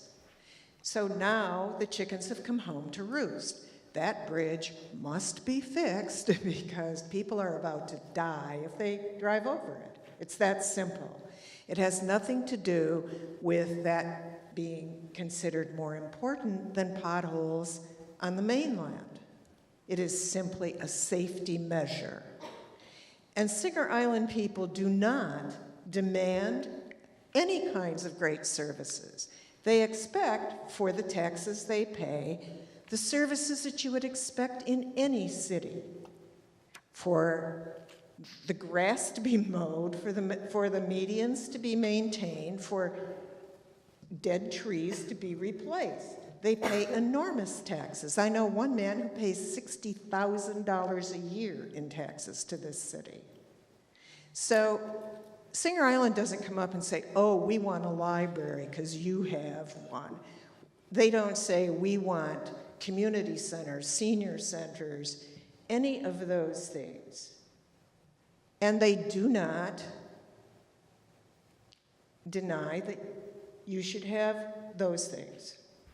But they do have a right to require city services. And for everyone to get up here and bash it as though Singer Island gets all these services, well, obviously you need to talk to some of the people on Singer Island because they certainly don't think so. And they pay taxes in a lot of other places, and they do get those services. So they know what city services are.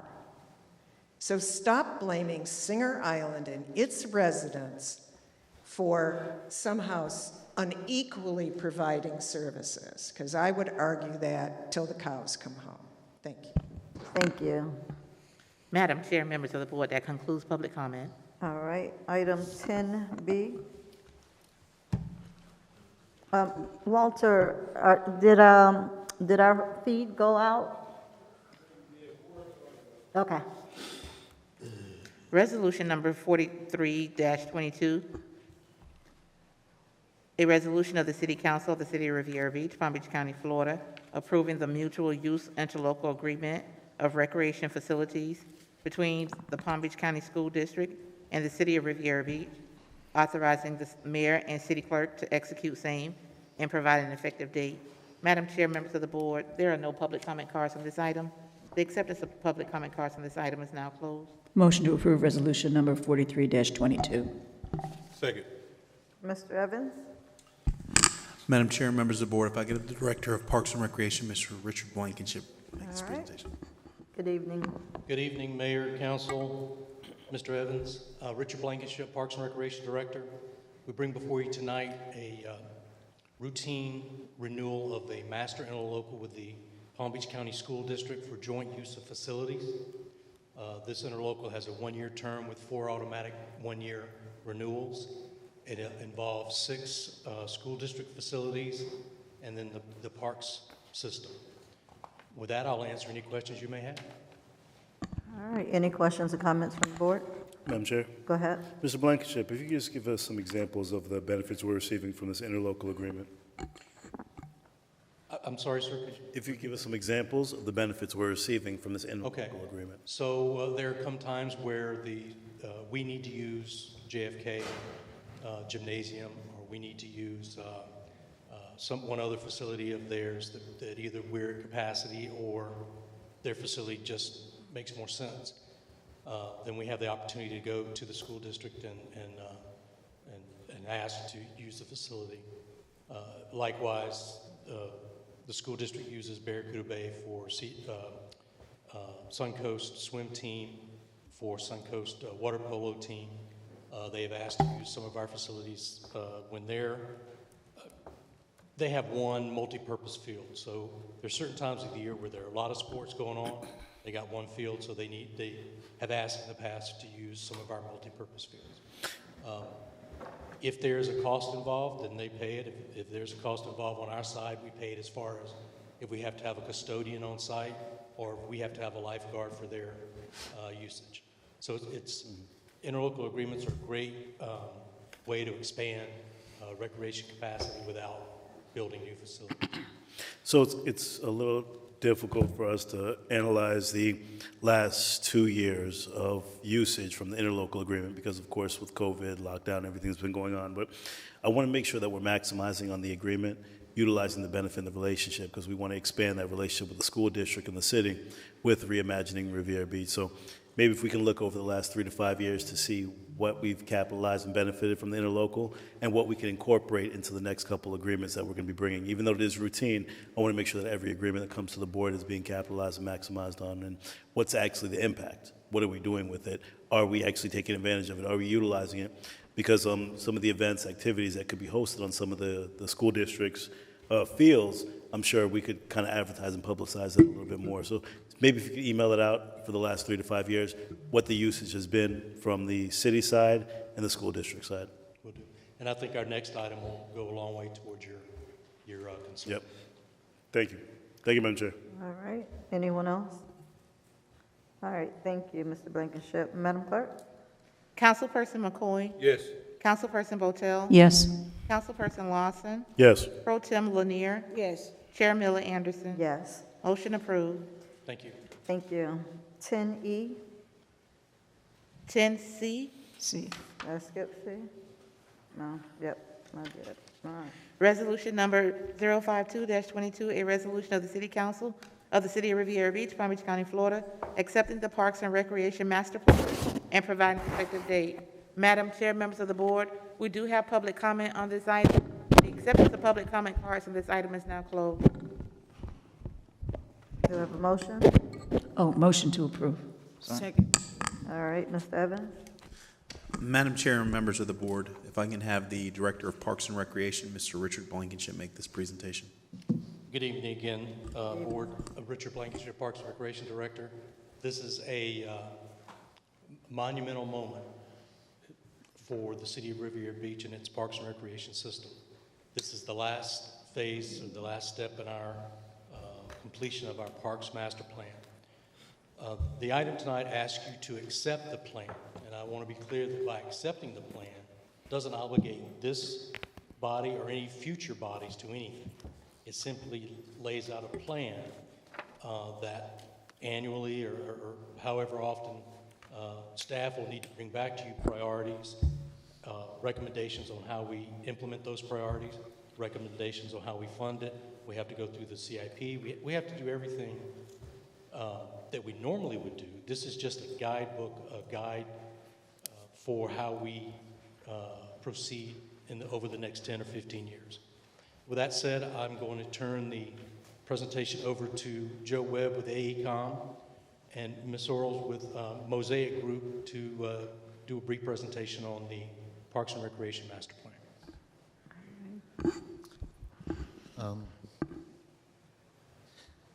Yes, thank you, Richard, and thank you all for your time this evening. We know you're busy schedule here, but Parks and Recreation very dear to our heart, and really a great moment here, as Richard mentioned, of kind of the culmination of a couple years of work. But I'm very happy to be here and presenting kind of our summary of our findings.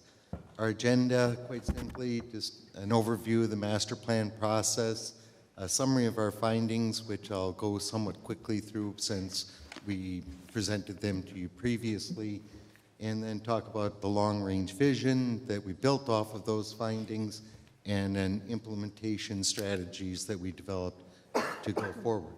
And in the end, hopefully questions and even better answers. But our process, quite simply, in summary, kind of four-step process. We do inventory and analysis. We do a needs and priorities assessment, and that's really an extensive outreach to the public, gathering input from everyone in the community to form the basis for the plan. We develop a long-range vision and very importantly, an implementation schedule that kind of lays out how to get there from where we are today. Summary of our findings here: successes in the park system, a high level of maintenance, comfort, quality, and design. The little chart on the right is something we adapt from the project for public spaces, a way of evaluating individual parks. We've been to all the parks, we've looked at them, evaluate. Again, the green indicates, better than expected. Orange is as expected. Good news is no red, saying that it's less than. So a park system in general is, really well maintained, nice shape. There's certainly places for improvement, but not a startling, lack of quality within the park system. We did a level of service analysis. Another good point for the city of Riviera Beach is, if you look, particularly for the residential areas, there's not big gaps in what we like to see as access. We evaluate all the park system of, can everyone get to a meaningful open space within 10-minute walk of their home? To us, that's a very important equity item. There are some gaps that show up in the more industrial parts of the city, but just a few places within the city where it isn't, and we make recommendations of where we can be improving that in the future. I'll turn over to Anne Marie here to talk a little about our outreach efforts. Good evening, Mayor, Madam Chair, and council members. So we did an extensive amount of outreach considering in the middle of a pandemic, so we had to be a bit creative as we couldn't do as many in-person meetings and typical focus groups in person. So some were virtual, some were in person, but we met everyone where we needed to. So our outreach included focus groups, which we had over 40 participants, a teen workshop with over 25 participants, senior focus groups. We interviewed about 11 key stakeholders, and then we had a virtual kickoff meeting. We tried to make sure that we reached out to as many residents in the community, from seniors to teens, reaching out to HOAs as well as different community organizations. And we did this through a series of letters, flyers, posters, as well as social media. We distributed flyers and posters to several businesses and churches, as well as made sure that they were placed throughout the city's facilities. So you see some of the different collateral that you may have seen out and about during the period that we were doing the outreach. And the net total of that together, and as Anne Marie mentioned, we also did an extensive virtual outreach. And if you can see, and yes, that's not a misprint, 4,067 people participating virtually within our process. So whereas COVID presented a challenge, I think it also kind of taught us to do some things better in virtual outreach. Very impressive to have that many people participate virtually. 188 people engaged, 50 people with comments. And what we heard, whether this surprises you or not, but is actually indicative of kind of national trends, uniquely Riviera Beach, but still kind of in this trend towards, if you look, park accessibility, improving existing parks, park beautification, wellness activities. It's almost a trend towards health and wellness, more comprehensive recreation, in that it's more than competitive sports. People are really asking us to look at ways to multi-function, multi-generational facilities. So some very clear guidance. And this is just from the community meetings, focus groups, again, need for multi-purpose, multi-generational facilities and programming, walking trails, paved trails, introduce education and wellness. Of course, as much discussion this evening prior, about security and water access.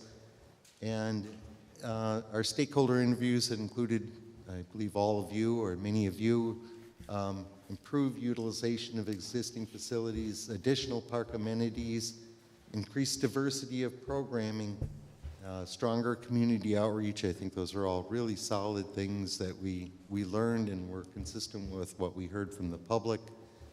And in the end, you know, a statistically valid survey was done, and what we look for, you know, the best thing in the world that can happen is we try this whole mixed method research methodology where we're asking lots of different groups and lots of different people in lots of different ways. We look for convergence of, did we hear in the focus groups what we heard from the stakeholders, that we heard from the public? And the good news is, yes, we did. I think we were hearing that very strong, consistent kind of message of what are the people's top desires, top needs and priorities for both activities and facilities.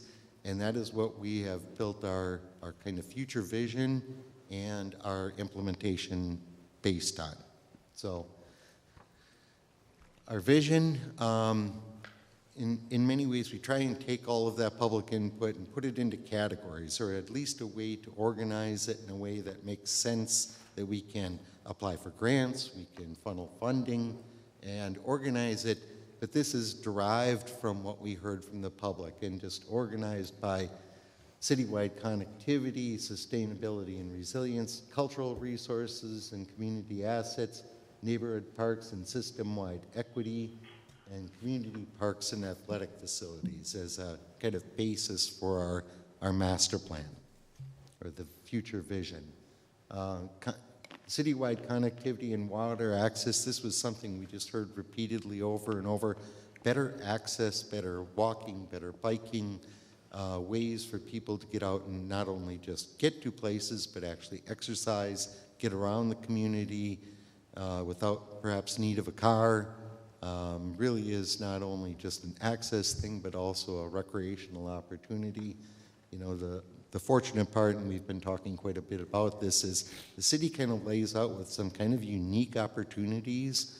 The eastern part of the city coming across the Blue Heron Bridge is actually part of a national greenway system. Many parts of the county greenway system come through the city, and the city itself naturally lays itself out with the canals and a great streets approach to streets where you could create long-term a very successful interconnected network. So we strove to make that one of the vision elements. Again, sustainability and resiliency was a theme throughout what we heard. Again, of course, you're on the ocean, you're on the intercoastal, great opportunities to do that, but also within individual neighborhood and community parks. You know, as many of the parks have been designed in the past, that wasn't a top design priority. You know, I think there can be better things we do in the future and can be incorporated to achieve those goals. Cultural resources and community access, that was another big theme we heard repeatedly, not only from all of you, but from our focus groups and from the community of, you know, celebrating the rich history and culture of the city within the park system and throughout the city, whether that's through art installations or through programs and services, but that real celebration of both art and cultural resources. Neighborhood system and equity, again, fortunate that the original layout of the city has many of the parks already in place. That sometimes can be one of the hardest jobs I have is, you know, trying to figure out how to put parks into an area that never had them.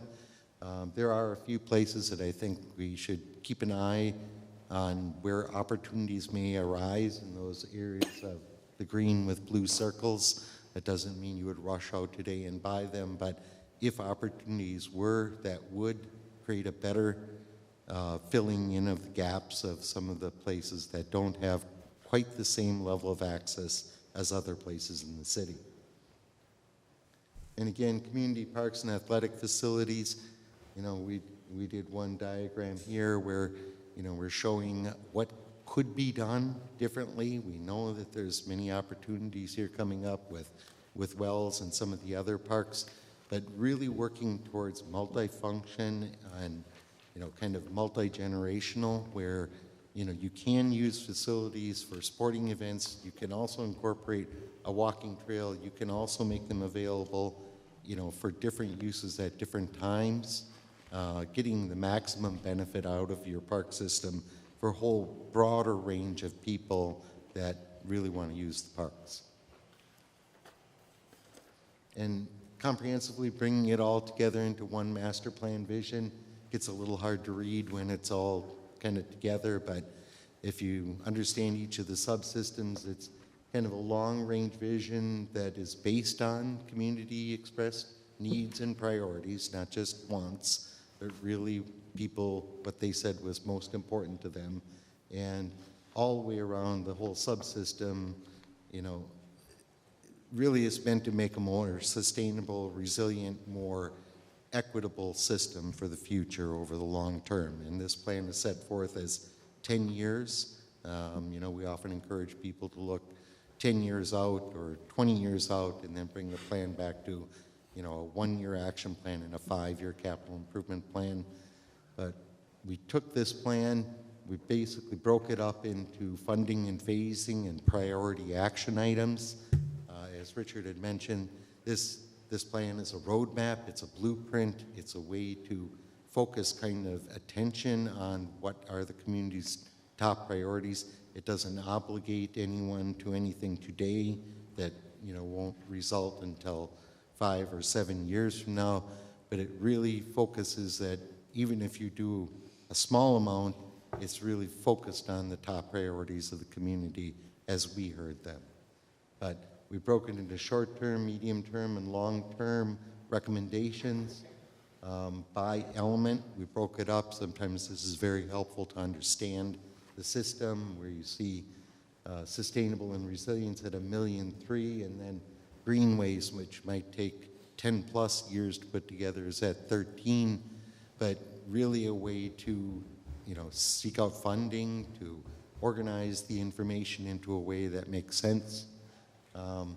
Total system, and this is beyond even 10 years, this is 10 years plus out into the future, of about $52 million, but we really broke it down here, just looking at the top 10 years.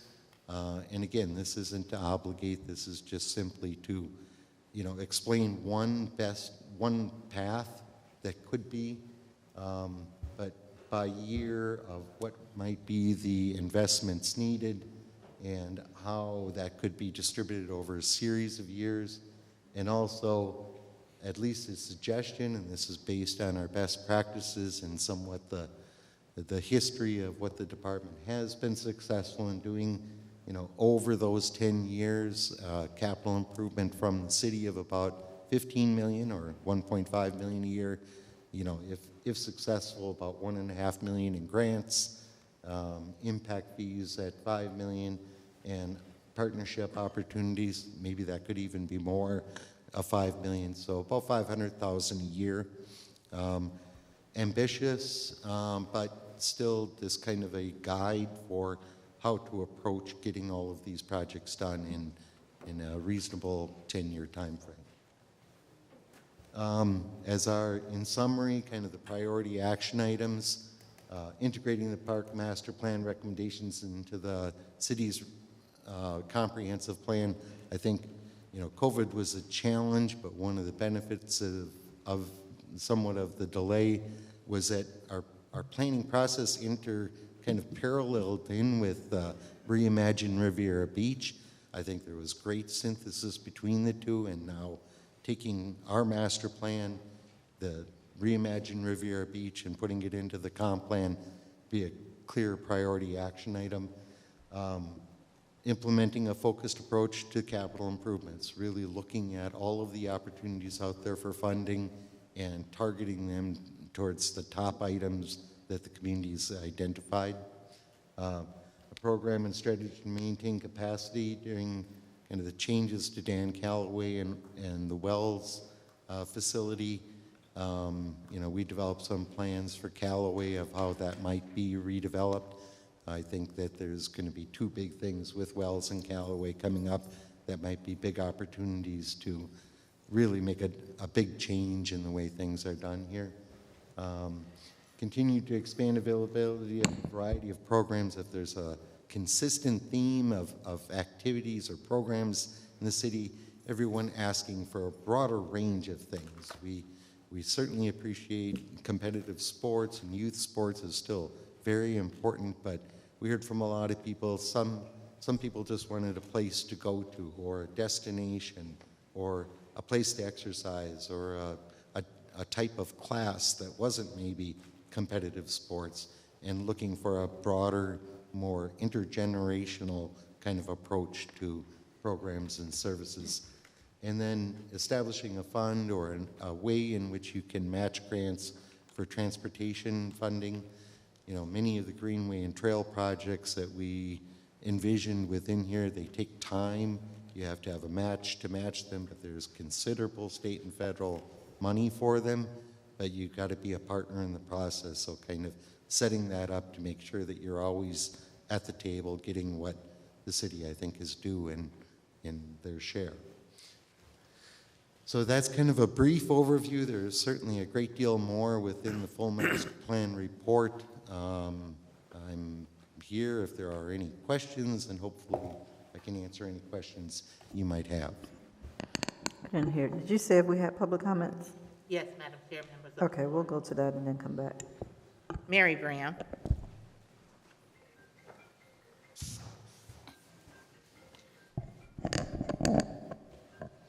Is that you, Ms. Brown? Or somebody else? That's your phone? Yes. Do we have any others or no? It stopped. No, ma'am. Okay, we'll let you stop that. Mr. Evans, I did forget to have you give the answers for any comments or questions that were presented during public comment. So after we finish this item, if you can give us your answers to any of those.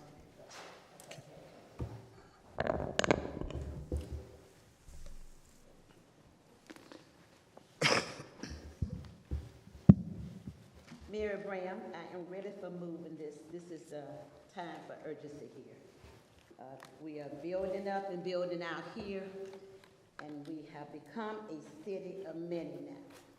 With these new developments, with your code, and all of the other developments that we will build. One thing about parks and trailways, they make who our communities are. So this is long overdue. They made mention about Callaway, MLK Carter, Google that. That's the best Carter it is now, in any city now. And Ms. Graham intends to keep it there in the park. Azera Estates, we just built up that. It is a park there, where the families come to their parks now. Those rules there are set, because the parks, the trailways is where families engage with that.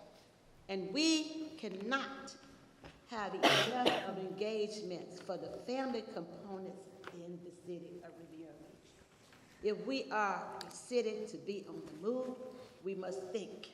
We must think out of that box there. How can we galvanize and engage the ones that are here and the ones that will come? Because I am a firm believer that if we build it, they will come. I see it at our marina. I met so many people, and they're proud of how we are moving. We need these things here to value this city for the worth that Ms. Brown has long seen decades ago. She knows who I am. And I have been a staunch supporter of building up and building out. It's not what you said that you can't do, because can't is never a word. I tell everybody, never use that word can't. It's can. And we set out our goals and our expectations. See, you have to have a goal. And you have to have some vision, because without a vision, a man will perish. And this has been the likeness of this city. But we have good leadership here, from the board on down to the city manager and all the departments that are working together to galvanize this city here and to build this city the way that Ms. Graham would want to leave it in her time. so that I, my grandkids, anybody that want to come to Revere Beach, we have left footprints here. And when I made mention about his Azuri, George Gentile, that property over there, and it's right in your door, as well as Wiley Door. Warehouses is going to be built there. We built up that place there so that we can serve that community. And diesel forklifts. Thank you, Ms. Brown. No. All right. You have any comments from the board? Madam Chair. Mm-hmm. Go ahead. Mr. Blankenship, thank you for providing the executive summary of this, and thank you to everybody who worked on it. Have we received the plan itself? Yeah, it was, I believe the final plan was an attachment as well. You got the executive summary? Well, all I got was the executive summary. One of the other attachments on the board item was the plan. Was it? Did you get it? Oh, sorry, thank you. Because I had a question about priority versus continuing emphasis and then aspirational, but if it's in there, I'll find it. Thank you. Sorry. Madam Chair? Go ahead. I just wanted to have Mr. Blankenship to expand and give the public information in regards to, and I see that walking paths and sidewalks was like the #1 activity that people wanted in the city, and that kind of surprised me that people wanted walking paths. So if you can give the public some update in terms of the city's recreation program going towards that direction. Well, I don't know if it's coincidental or there's a lot of monies available now for paths, and one person's path is another person's sidewalk. So it's not a when we say trail, it could be multiple different types of material. But anyway, the main thing is that people want to be able to get from point A to point B safely. If it involves exercise, if it involves the ability to walk a little bit, rest a little bit, walk a little bit, that's the type of trail system they're looking for. So what we have the recreational trails grant that Lone Pine has that we're getting ready to. Once we get commencement from the government, we'll build that. We have a grant with another grant out to build a connector trail from Blue Heron Boulevard to MLK on top of the canal, beside the canal, to make use of that. That'll have connectivity to Barracuda Bay. It'll have connectivity to Federal Gardens. It'll have connectivity to Callaway.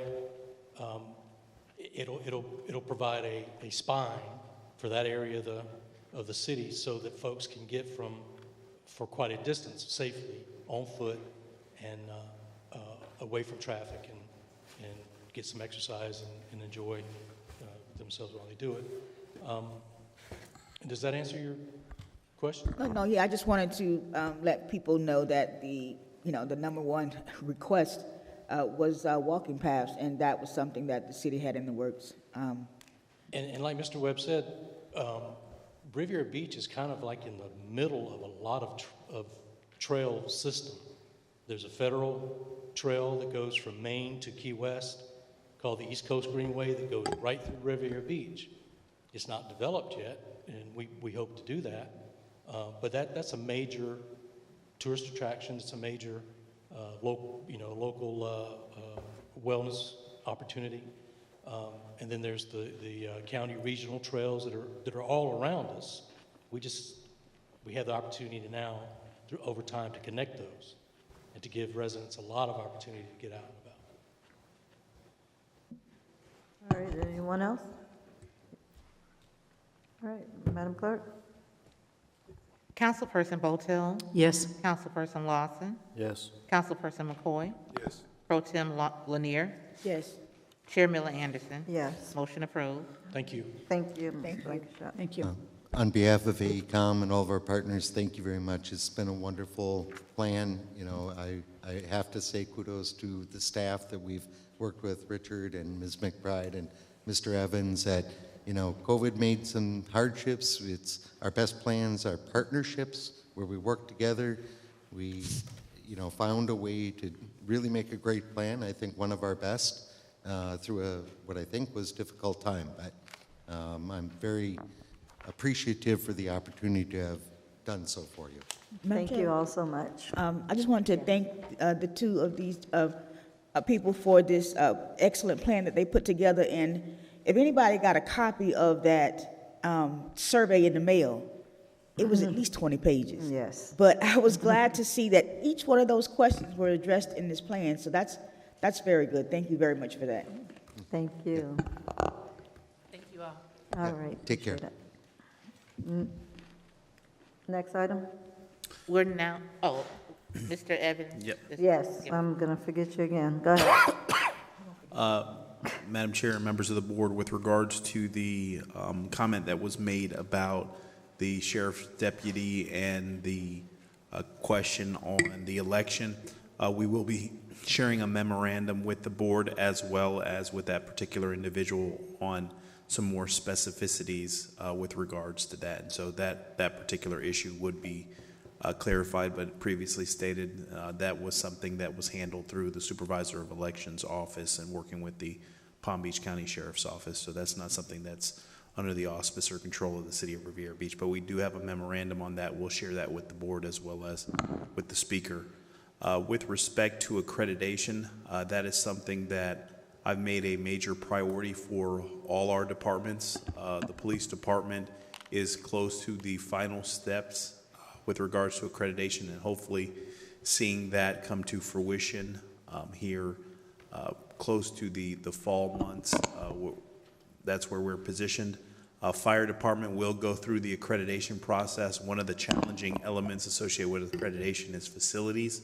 And so with us being able to have at least one fire station up and operational, it will put us in a good position. And then obviously recreation and public works are going to go through the process. So there is a lot of departments that I would say in the next 3 to 5 years, you'll have most of your operational departments and your public safety departments become accredited departments, both statewide and nationally.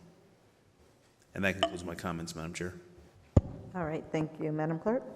Item number 10E, resolution number 063-22, a resolution of the City Council of the City of Riviera Beach, Palm Beach County, Florida, authorizing a change order with Alpha Wrecking Group of Florida to demolish the former public library structure situated at 600 West Blue Heron Boulevard, City Hall Complex, in the amount of $125,608.50, authorizing the city manager to approve change orders up to 10%, 10%, authorizing the Director of Finance and Administrative Services to make payment for same from project number 21010, municipal facilities, and providing an effective date. Madam Chair, members of the board, we do have public comment on this item. The acceptance of public comment on this item is now closed. Motion to approve resolution number 63-22. Second. All right, Mr. Evans? Madam Chair, members of the board, if I can have the Director of Public Works, Mr. Lewis Johnson, make this presentation. Well, good evening, Madam Mayor and Council, and Mr. Evans. As we recall, on April 20th, 2022, the council meeting ratified the termination of demolition as part of Resolution 4922. Basically, what we want to do is the goal of actually demolishing the building is to make sure that we actually demolish the building. Second of all, we want to make sure that we demolish this building in a quick and safe manner. And how we were able to achieve that is that we've already started a lot of the permit process so we can get ahead of moving forward in the aspect of the demolition. And also, we're creating a safety plan that will assist us in taking down this building safely. Are there any questions? All right, we're going to go to the public comment, and then we'll come back to the board. Mary Bram.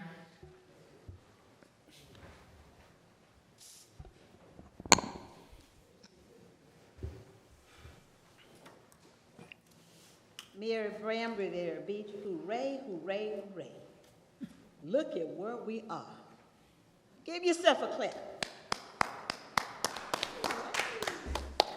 I'm happy. This is what I call moving that goal forward, where that ball is. I know we can do it. You all have it in you, as well as we as residents. Magnificent. Long, long overdue. But sometimes change can be frightening because it is the unknown. But once when that change occurs, oh, how beautiful it is. See, we all clapped on this. This is how beautiful things comes about. And the changes that occurs for the unforeseen that makes people a little eerie of not wanting to do things and not wanting to move that goalpost to that next level so we can rise to where we need to be as a city, government, community, long overdue. So I'm hoping that it's soon and very, very soon. Like that song, soon and very soon. And I want to be there to see this. So please, somebody post it out so that we can come, if it is appropriate to come, because I know, when you demolish, all of those chemicals and stuff. But I would ask the city manager and you as leaders, I think that this is magnificent for this city here, so that others can view this here and see how we are moving. Wonderful. Congratulations. Kudos again. This is what we do when we are all united and have the meetings of the minds, and not saying that one idea cannot be incorporated in other ideas, because I always say, Ms. Brown, take that canvas up there, it was black or white, and I give each one of us a paintbrush, and we splash it on there. Ms. Brown can sell that masterpiece and make millions for this city here and give it right back to this city here so that we can continue to progress. So I'm happy. We will move. Thank you. All right, any questions or comments from the board? Madam Chair? Go ahead. Mr. Johnson, if you could give us a quick timeline on the demo of this building, of the library, how quickly we'll get started and when we should see it completed. A timeline, as I had spoke with the contractors, to try to have this accomplished in 2 days. But what we're trying to really do is make sure the permitting is everything is where it needs to be at. We want to also make sure the safety plan is created. So if all things work the way we want to try to at least try to start the demolition this weekend. If everything falls into order, and it should be down by Sunday afternoon going into Monday, and we should be fine. But keep in mind, we want to make sure that all the permits and the safety plan and everything is in accordance to the city. We need to be able to do that and be able to do that properly. But to answer your question, sir, it will take about a couple of days to demolish the building. And thank you. That was part of our agenda review, and thank you for just updating the residents, because the reason I ask is just to see if we can have this same expedited process for all of the buildings. I'm not sure if you're going to be in charge of the demolition for the upcoming buildings of the Miami subs that we approved over the bank on the corner of Blue Heron and Broadway, but all the demo that we're doing, if we can get it done in this expedited fashion that you're doing with this one, and hopefully, number one priority is safety, security of our residents and our staff that's going to be there in the buildings, but also actually showing progress. So if you can get it done as quick as possible, we'd love to see it, because the sooner we get it down, the sooner we can get some new development going up. Yes, sir. Thank you, Mr. Johnson. Madam Chair? Go ahead. I just wanted to ask Mr. Evans, I think I asked you this in the agenda review, but if you can give the public some information about what is going to be there once it's demolished. Madam Chair, on taking kind of both those questions, the one that Councilperson Lawson and as well as Councilperson Lanier, the two projects, 2600 Broadway and the Miami subs, will be managed by the CRA, but they are working in close collaboration with Director Johnson and his team to help facilitate joint efforts on that. And so we're very confident in the contractor with their capabilities and their equipment that they'll be able to move very quickly. So there is subsequent action that will be coming before the board to effectuate the demolition of 2600 Broadway. This company is about 151 employees, so they do have the bandwidth to help facilitate what we would like to see. The sites, what you're going to see on those particular sites is, of course, after the demolitions occur, we're going to go ahead and sod the property, provide some landscape treatments, and there may be a situation whereby at the City Hall campus where the library is, maybe there is some temporary pavilions and picnic tables that are installed to provide opportunities for staff to be able to have lunch out in there. We intend to move forward with subsequent development activities that will be coming before this board as we go out for the solicitation on City Hall, but it will be sodded and nicely landscaped at every particular area where we do effectively demolish structures that are currently in existence. All right, anyone else? All right, thank you so much, Mr. Johnson, Mr. Evans. Madam Clerk? Thank you. Councilperson McCoy? Yes. Councilperson Botel? Yes. Councilperson Lawson? Yes. Pro Tem Lanier? Yes. Chair Miller Anderson? Yes. Motion approved. Right, discussion, deliberation, 11A. City Manager Employment Contract discussion. Madam Chair, members of the board, we do have public comment on this item. The acceptance of public comment on this item is now closed. All right, Mr. Evans? Madam Chair, if I can turn the presentation over to the City Attorney, Ms. Donwin. All right. Good evening, Madam Chair, members Good of evening. council. The purpose of this item is to seek direction from the City Council regarding the employment of Mr. Evans as City Manager. Mr. Evans' employment contract is set to expire on July 12th of this year. His contract states that there is an option for renewal of 3 years upon agreement of the City Council and Mr. Evans. If no action is taken, the employment term will end. However, Mr. Evans does want to enter into discussions regarding contract renewal. There's one caveat. He is requesting that any approval of the contract be completed by the City Council meeting of Wednesday, June 15th. Typically, as has been your practice, the council should appoint or has appointed one of your members to serve as a negotiator of that contract, along with the City Attorney's Office handling the drafting of the contract. And of course, even with that negotiator, no decisions are made. The contract comes back to council for your approval because you do have that ultimate decision. So there are 3 recommendations. One is that you all appoint someone, a member of the elected body, to serve as the negotiator on behalf of the city and the CRA, and enter into good faith negotiations with Mr. Evans. Extend the terms that under conditions that are mutually acceptable to both parties. There will be some give and take and maybe some changes to some of the terms and conditions. We don't know that yet. Or provide notice to Mr. Evans that the City Council does not have a desire to renew his contract, and direct the City Manager and Human Resources to move forward with finding a replacement. And again, if you did move forward with that option, if there was no replacement by July 15th, Mr. Evans would agree to serve on a month-to-month basis. But the first order of business, should you decide to move forward, would be to appoint someone from the council to serve as your negotiator. Madam Chair? Yes. Thank you, Madam Chair. And just wanted to appoint, wanted to ask my colleagues if I could take the appointment of negotiating the contract with Mr. Jonathan Evans. All right, and we have public comments. Public comment. If Ms. Nguyen is finished with her presentation, then we'll go to public comment, then we'll come back up to the board. Thane Losman, Bonnie Larson, Cindy Mark.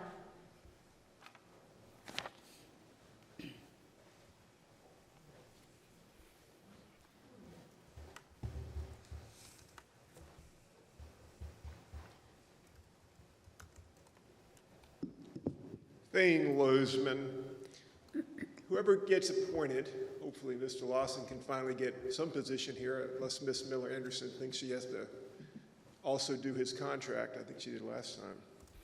But if you do his contract, Mr. Lawson, you need to explain to Mr. Evans that he's the city manager. not Ms. Botel. I have a legal bill of $100,000 over a fence that state law says I can have. Yet, Mr. Evans has been unable to tell Ms. Botel no. We have emails that Botel sent out where she said she was going to tell Evans what to do about the fence. She was going to reach out to DEP. Keep smirking. We have emails where she sent both official and on her personal email to the Army Corps of Engineers. We have a whole email chain where she is dictating what he does. Officer Summers had a confrontation with Dan Taylor outside of City Riviera Beach. Violent confrontation, or violent words came out of Summers that were witnessed by other people. Summers has threatened me repeatedly. He has threatened Dan Taylor. Make sure we're talking about the contract. He has pushed Taylor physically when he had a broken hip at the direction of her. And yet he overruled the prior police chief to keep Summers on the island. Okay? Unless somebody can get a handle on him and tell him he's the city manager and not Botel's puppet, then we have to have a replacement. We cannot have Botel acting as the city manager telling Mr. Evans what to do. So part of the negotiation is he going to be able to tell Botel to shut up and stay out of his life? Or are you just going to be there smirking? My number one goal is to get you criminally charged, which is very complicated on the federal side because it's a very high standard, or get you thrown out of office. Okay, but one of those are going to happen. I have the resources, I have the motivation, Please and I speak have to the evidence. contract, please. Stop interrupting me. Stop, please. Okay? Make sure you speak to Stop the interrupting contract. me. So one of the problems we have here is we need a man who's going to act as a city manager and is not going to act as Botel. Where Botel's the city manager. Look at her administrative assistant. He was arrested recently, driving a vehicle for years without a license, and also Please speak to the contract, Mr. We have Lozman. evidence that this young man, okay, Mr. was doing her Lozman, business during contract. city hours, okay? Mr. Evans, why would you only give him, why wouldn't you put it in his file that he was doing personal business and the taxpayers will pay for you? Because Botel told you not to? You're either going to be the city manager or you're going to be her puppet. You can't have both roles. You can't have both roles. So if Mr. Lawson is the one who is responsible for negotiating your contract, there needs to be some clarity that you report Thank to you, the Mr. citizens Lozman. and the city council, Who's next? not to Botel. Who's and next? do not interrupt Bonnie me. Larson, Cindy Anthony, who Martin, is next? Bessie Brown. Is she here? Bonnie Larson. Okay, yes, she's here. It's Bonnie Larson, then Cindy March, then Bessie Brown. No.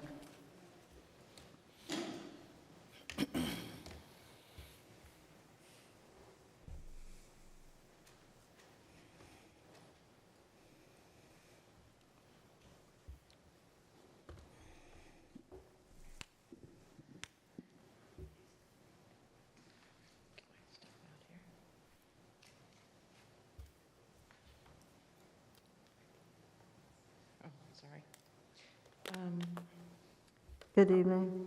Yeah, I'm a little confused about this, that his contract is going to be negotiated by one member of the council. We did this once before, and it did not turn out too well. Let's not do that again, because that person negotiated, and then the rest of the council said, hey, that's not what we wanted.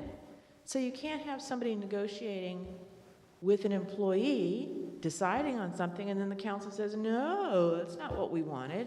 There's got to be an accord here. So we need to know. I just don't understand the one-person negotiation. That doesn't make sense to me at all. Because that person might agree to something, and then the rest of the council, what happened before, said no. Well, now you're in a big mess, because now you promised the employee something, which the rest of the council says no. So I don't understand that rationale there. I want to tell you that I read on here his criteria from his last employment, and it's very, very thorough. I wish we would do that with all our department heads. We're working on the water, but what has he done? We're working on the water department now. For years and years, we've all been buying our water and paying the water bills. Go out there and look. There's a lot of concrete going out there at the water department. So hopefully one day we won't have to do that anymore. He did that. For years and years, our previous managers have done nothing. The water department, all our road work, our infrastructure, all our other city managers have just looked the other way. That's why we're in such a big mess now. But Mr. Evans has taken on those things. The fire station, there's a lot of concrete going out there too. It's on Congress and Blue Herons. Have you seen it? Go look at it.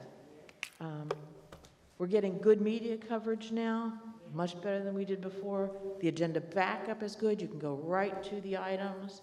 Affordability housing, housing affordability. If something is wrong within the city, if there's a legal issue, he's hired outside agencies to do that, so there's no conflict here from anybody.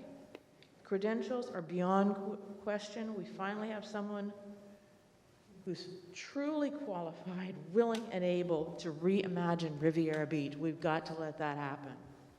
This is the only person who has addressed it. Mr. Evans, I think what he does, I think he goes out and looks for problems in the city, and we got plenty of them. He goes out and looks for them, then he thinks about ways of solving them. He's very good at that, solving them, and presents that to the board and everybody else. We're having a hurricane season soon. Remember what happened to our previous city manager? Went out of town. Mr. Evans slept in the city hall. That's the kind of person you need in this city. Thank you, Ms. Not someone Larson. who's going to avoid the question. Cindy March, Bessie Brown, Mary Brown.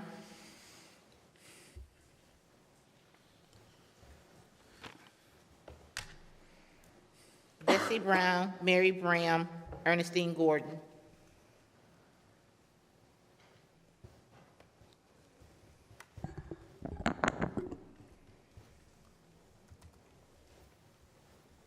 Hello. Hello. Bessie Brown. My comments, discussion is that it says that Mr. Evans should have been evaluated annually. I didn't see anything in the backup where he's been evaluated annually. And the first item says, appoint a member of the elected body to serve as a negotiator on behalf of the city community redevelopment agency to enter into good faith negotiations. So are you all negotiating the CRA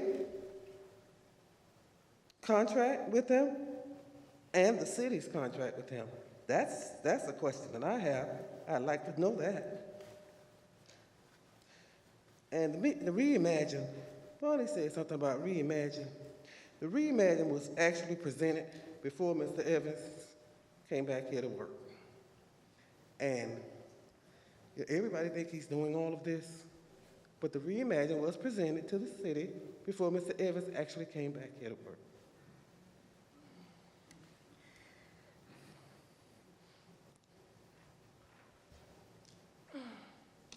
I just want, my concerns are, is he being evaluated annually? And if he's not, he should have been. And are we negotiating two contracts? And that's my concern. Thank you. Mary Bram, Ernestine Gordon.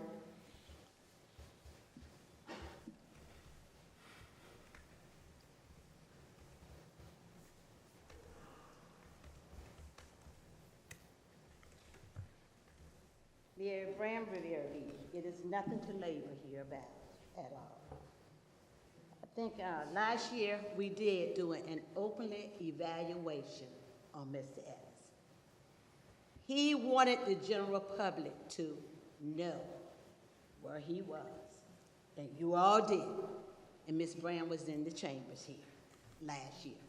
So I answered that question. Why? That we should renew this contract. Look at where we are. The things that we are encountering and have done, they have never, ever been done in this city. No one had that vision like you all have that vision. But that vision takes someone to help navigate to bring us to where we need to be at. Ms. Bram, like I said, I have been around here a long time. No other manager have moved this city here. Oh, yeah, they parlayed it, just like the previous boards. This is why we are in this predicament with this city for all of these years here, because Ms. Bram has been in it. You looked at yourselves. You did not look at the entirety of this city. Mr. Evans, manager of the county managers, that speaks a lot. Your budget. Look at all of these awards here. This makes you look good, and God knows it makes Ms. Bram proud, our city, and proud of you as a board. And I always say, lay aside all of that. We have someone here to help us achieve what we need to achieve. We have made remarkable milestones in this city. Our water department. Ms. Bram was on the forefront with our water department. We had a city manager. We had I was studying giving her all that information there so that you can stay on target about this water here. Ms. Miller Anderson was in it. Ms. Bram has been in this fight for this city a long, long time, and it's overdue. I thank God. I thank goodness for Mr. Evans, and most of all, you as a board, like I say, work with him. Your time will come when you will be the chief. See, we have to show who we are. A lot of times we can face from, but we have to really show who we are. And as far as negotiation, the chair has always negotiated the contract. We shouldn't deviate from that. You all can dive in there, pitch in, but let's be open-minded to who we have and whose we have. Because for someone to be in this city here and be tolerated with all of this chaos, we are blessed, more than blessed, more than blessed. So let's Thank you, Ms. Brown. Thank you. Ernestine Gordon. And tell us Ms. about, Gordon, tell us about the court. Ms. Gordon, About the traffic. Ms. Brown.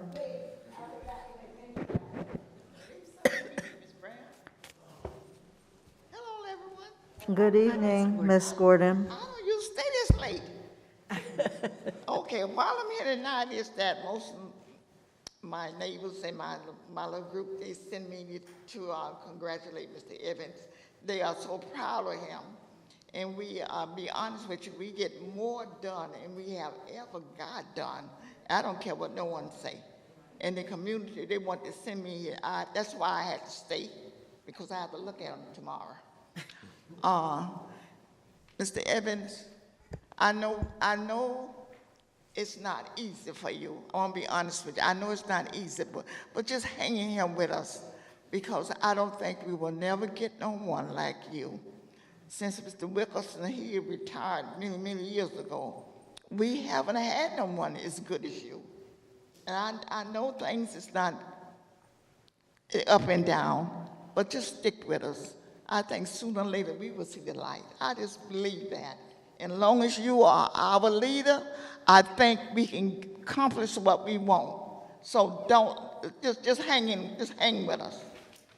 I know we a lot of problems. I know it's a lot of problems, but just hang with us. And I know we got a good support up there, with Shirley and Miss, and just hang with us. We doing good. As long as we got Mr. Evans, we gonna do good. Thank you. And and by the way, they told me to ask, when will the attorney, when will her contract come forward? Has her contract been completed? No. They asked about that. Okay. So I thought I'd drop that to you. Okay? Thank you. That concludes public comments. All right. All right, board? Madam Chair? Yes. We have genuinely had the chair to be the appointee for the negotiations, and I would like to keep it that way. Also, I think that the negotiations with Mr. Evans, I don't think that would be something that would be difficult. We want to make sure that we keep him. So I want to make sure that everyone who's involved with this contract and with keeping him here, that we can do the best that we can to make sure that that happens. But I want to be clear that the chair is the individual that usually directs the negotiations with the manager. Madam Chair, Go ahead. was that a motion? Yes, I make that motion. Second. Any discussion? Madam Chair? Go ahead. Thank you, Madam Chair. And ironically, 2019, the chair, current chair is who negotiated the first contract, and she happens to be our chair again. So I wanted us to give an opportunity for someone else to participate in this process, number one. Number two, I have over 15 years of negotiating experience with department heads, with staff, with real estate contracts, with multiple businesses. So using my expertise as being an equal elected official on this board allows for me to also negotiate contracts fair and equitable. And number three, the narrative that I believe the Palm Beach Post painted, saying that I didn't support our city manager, I believe this kind of gives us a unique opportunity to show otherwise and a chance to negotiate a fair and equitable contract and working with our colleagues. There's nowhere that it states that the chair must negotiate our contract. It's by appointment and selected by the members. So if we're truly talking about working hand in hand and being equitable on this board and giving every opportunity to every member on this board, I think that we should possibly pass that opportunity on to someone else, being that, Madam Chair, you did negotiate it the first time, so maybe someone else should take a look at negotiating it this time. And it was a fair contract, and giving Mr. Evans an opportunity to negotiate with someone else. It still has to come before the board. The discussion still has to come before the board, so it's not like anything is going to change in regards to Mr. Evans' employment, because I, for one, will go on the record and state I absolutely want to negotiate a deal that's going to make sure we keep Mr. Evans as long as possible. So if given this opportunity, we will have an opportunity to negotiate a fair and equitable contract from my office. Thank you, Madam Chair. Thank you. Any other questions or comments? I do want to make a comment. So, as everyone has stated, typically the chair does the negotiation, and as we know from before and now, that the board has the ultimate decision on what is decided. You know, and I hear your sentiments, Councilman Lawson. What I would like to know is if, in sticking with the chair during the negotiations, but adding the mayor who does not have a vote, but if that would bring some sort of, you know, I don't want to say comfort, but in sticking with the way things normally are, with the chair being the person that does negotiation, bringing the mayor on to do it along with the chair.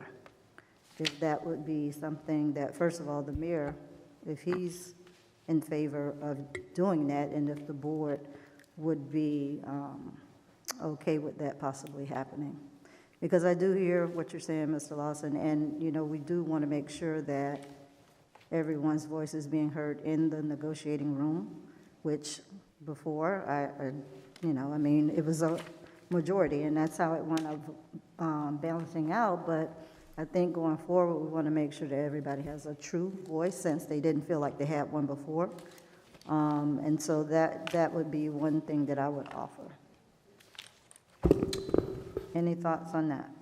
Yes, Madam Chair. Go ahead. The only way I would consider that is if one of my colleagues, as Councilman Lawson stated, if he's not going to be voted to be a part of that process, I would then be I would gladly take it, but only if you guys choose not to allow him to be a part of the process. Okay. Anyone else? Madam Chair? Go ahead. Understand your sentiments, and I don't want to paint this narrative like it's, you know, this side of the room versus that side of the room. So I don't want it just to say, oh, we're adding the mayor because it'll satisfy the fact that the men will have a voice against the women. No, that's not what my point is. My point is that we have had the chair for a number of years negotiate contracts, but we have not stuck to the protocol of having the succession of the vice chair going to the chair. That was very clear last time when it was voted against that.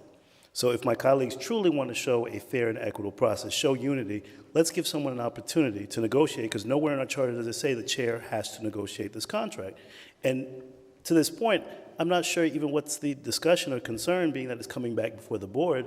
I do have the experience, and I'm very adamant to make sure Mr. Evans has a great contract negotiated to bring him back, giving an opportunity to show the residents that we're truly working together and not just adding somebody on to pacify what people are assuming on this council.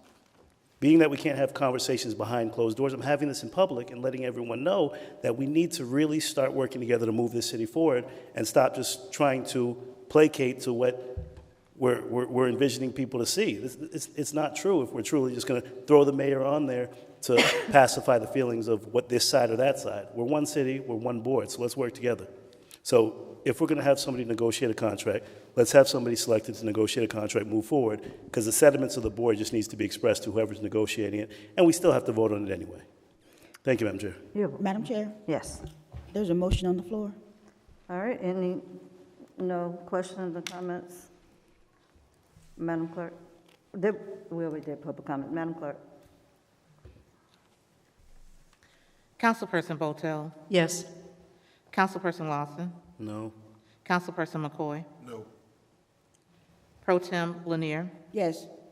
Chair Miller Anderson? Yes. Motion approved. All right, so from Mr. Evans, I know there was a question, or Ms. Nguyen, there was a question from one of our public comments. Do you recall the question that were asked?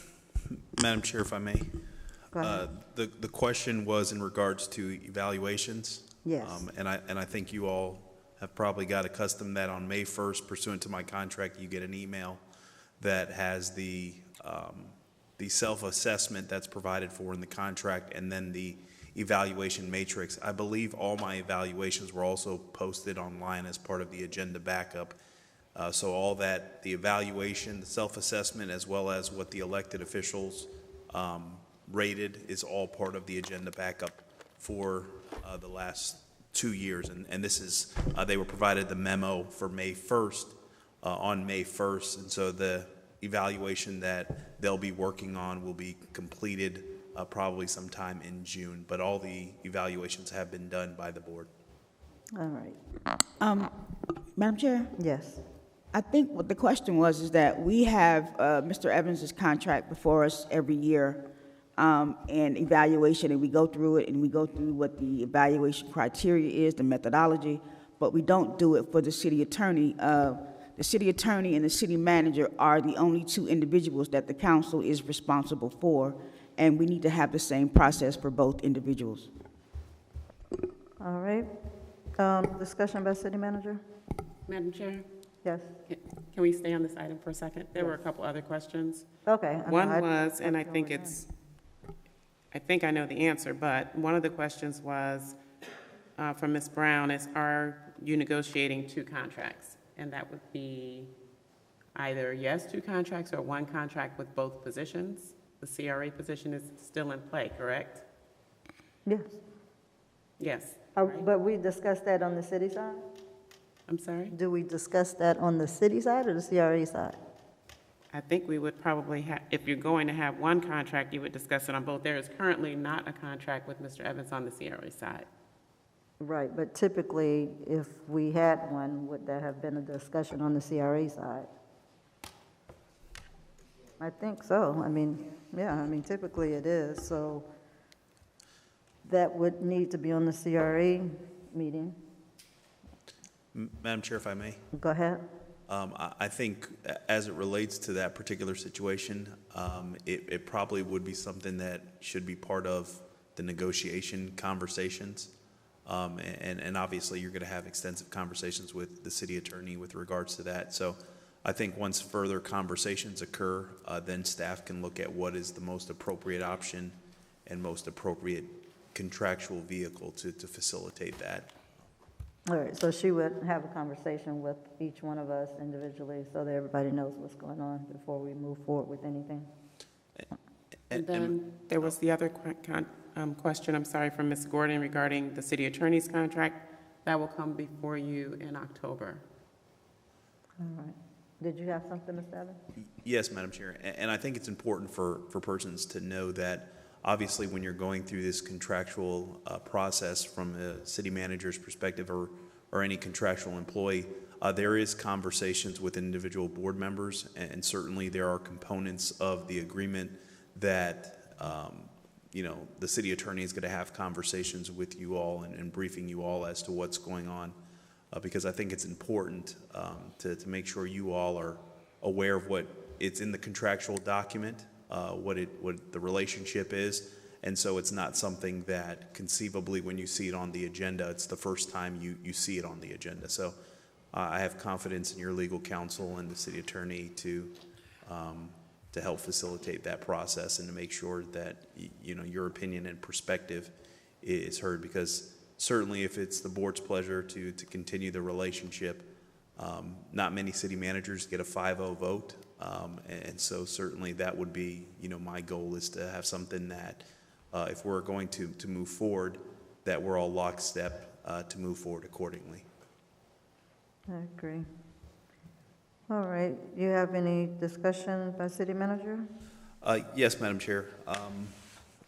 Obviously, Madam Chair, Yes. I'm sorry. So, Mr. Evans, excuse me. So, Madam Chair, before we go further, let's just kind of understand what's going on. So, Mr. Evans, it's your opinion that the conversations have to happen before we go further about whether or not Ms. Miller Anderson's role is going to encompass the position as ED of the CRA as well? Madam Chair, if I may. Yes. From my perspective, I think that's pretty complicated, and I think for the city attorney to have individual conversations to see where the board may stand conceptually on that, because that may be an item that is discussed in another forum or in another situation outside of what the employment contract may be, and so not knowing where the board stands on that particular matter, I think it is quite complicated, and so at this point I think it's probably challenging to make a decision exclusively on that.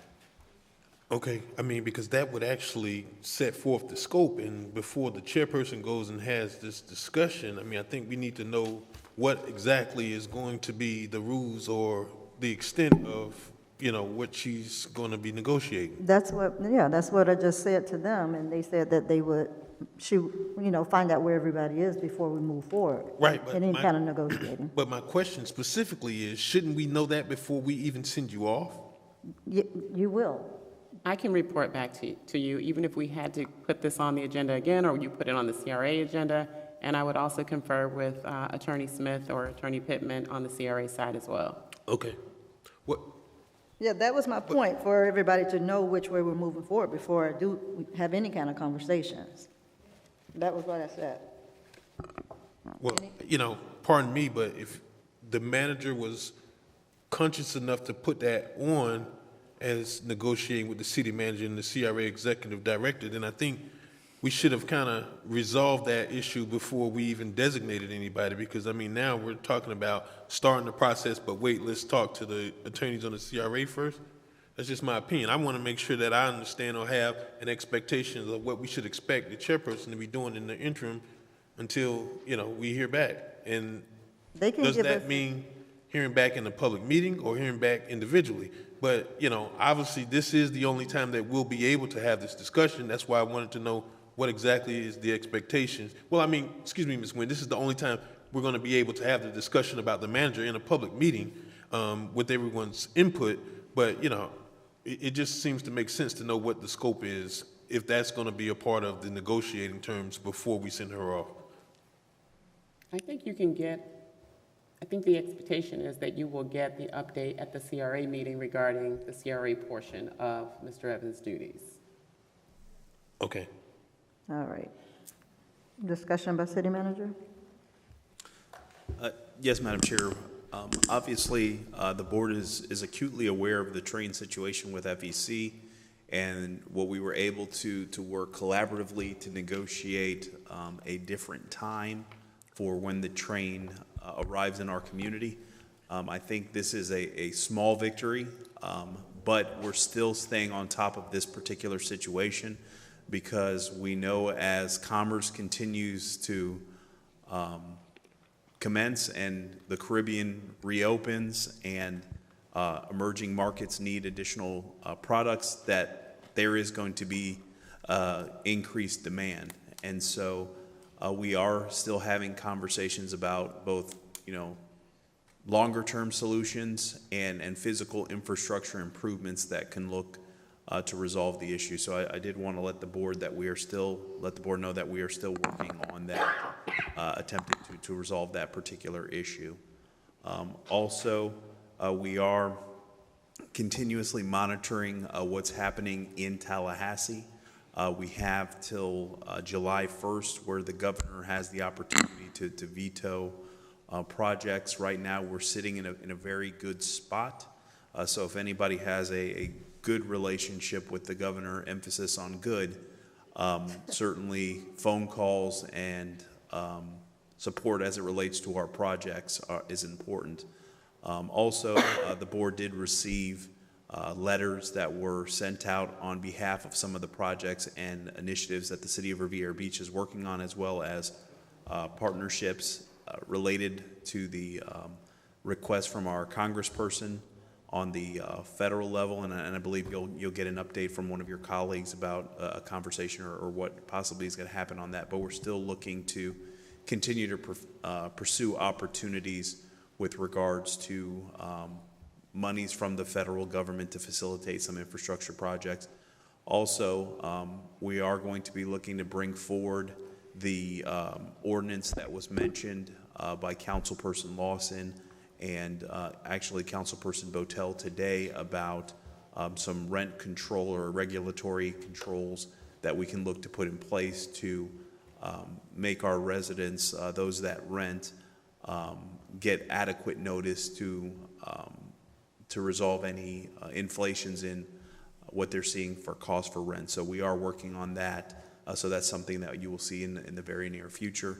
And then to the board's comments with respect to the MEHOP program, city administration is going to work on some nuances associated with that and try to resolve some of the challenges that were presented and some of the comments that were said at the last meeting. So that concludes my remarks, and happy Mother's Day for all the mothers out there. All right, discussion by city attorney. Thank you, Madam Chair. City council committee reports. Madam Chair. Go ahead.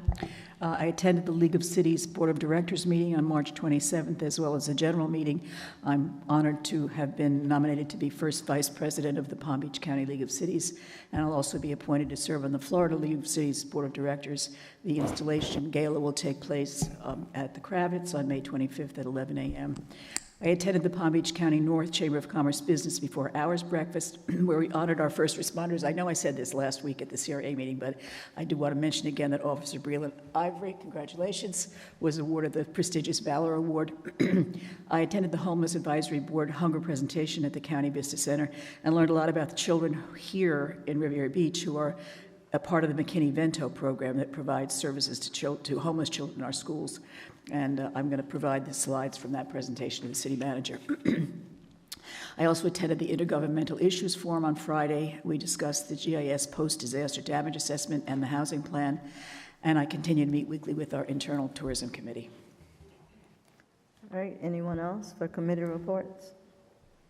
All right, statements by the mayor and city council. Councilman Lawson. Thank you, Madam Chair. This week I had the pleasure of meeting with Congresswoman Sheila McCormick and her staff.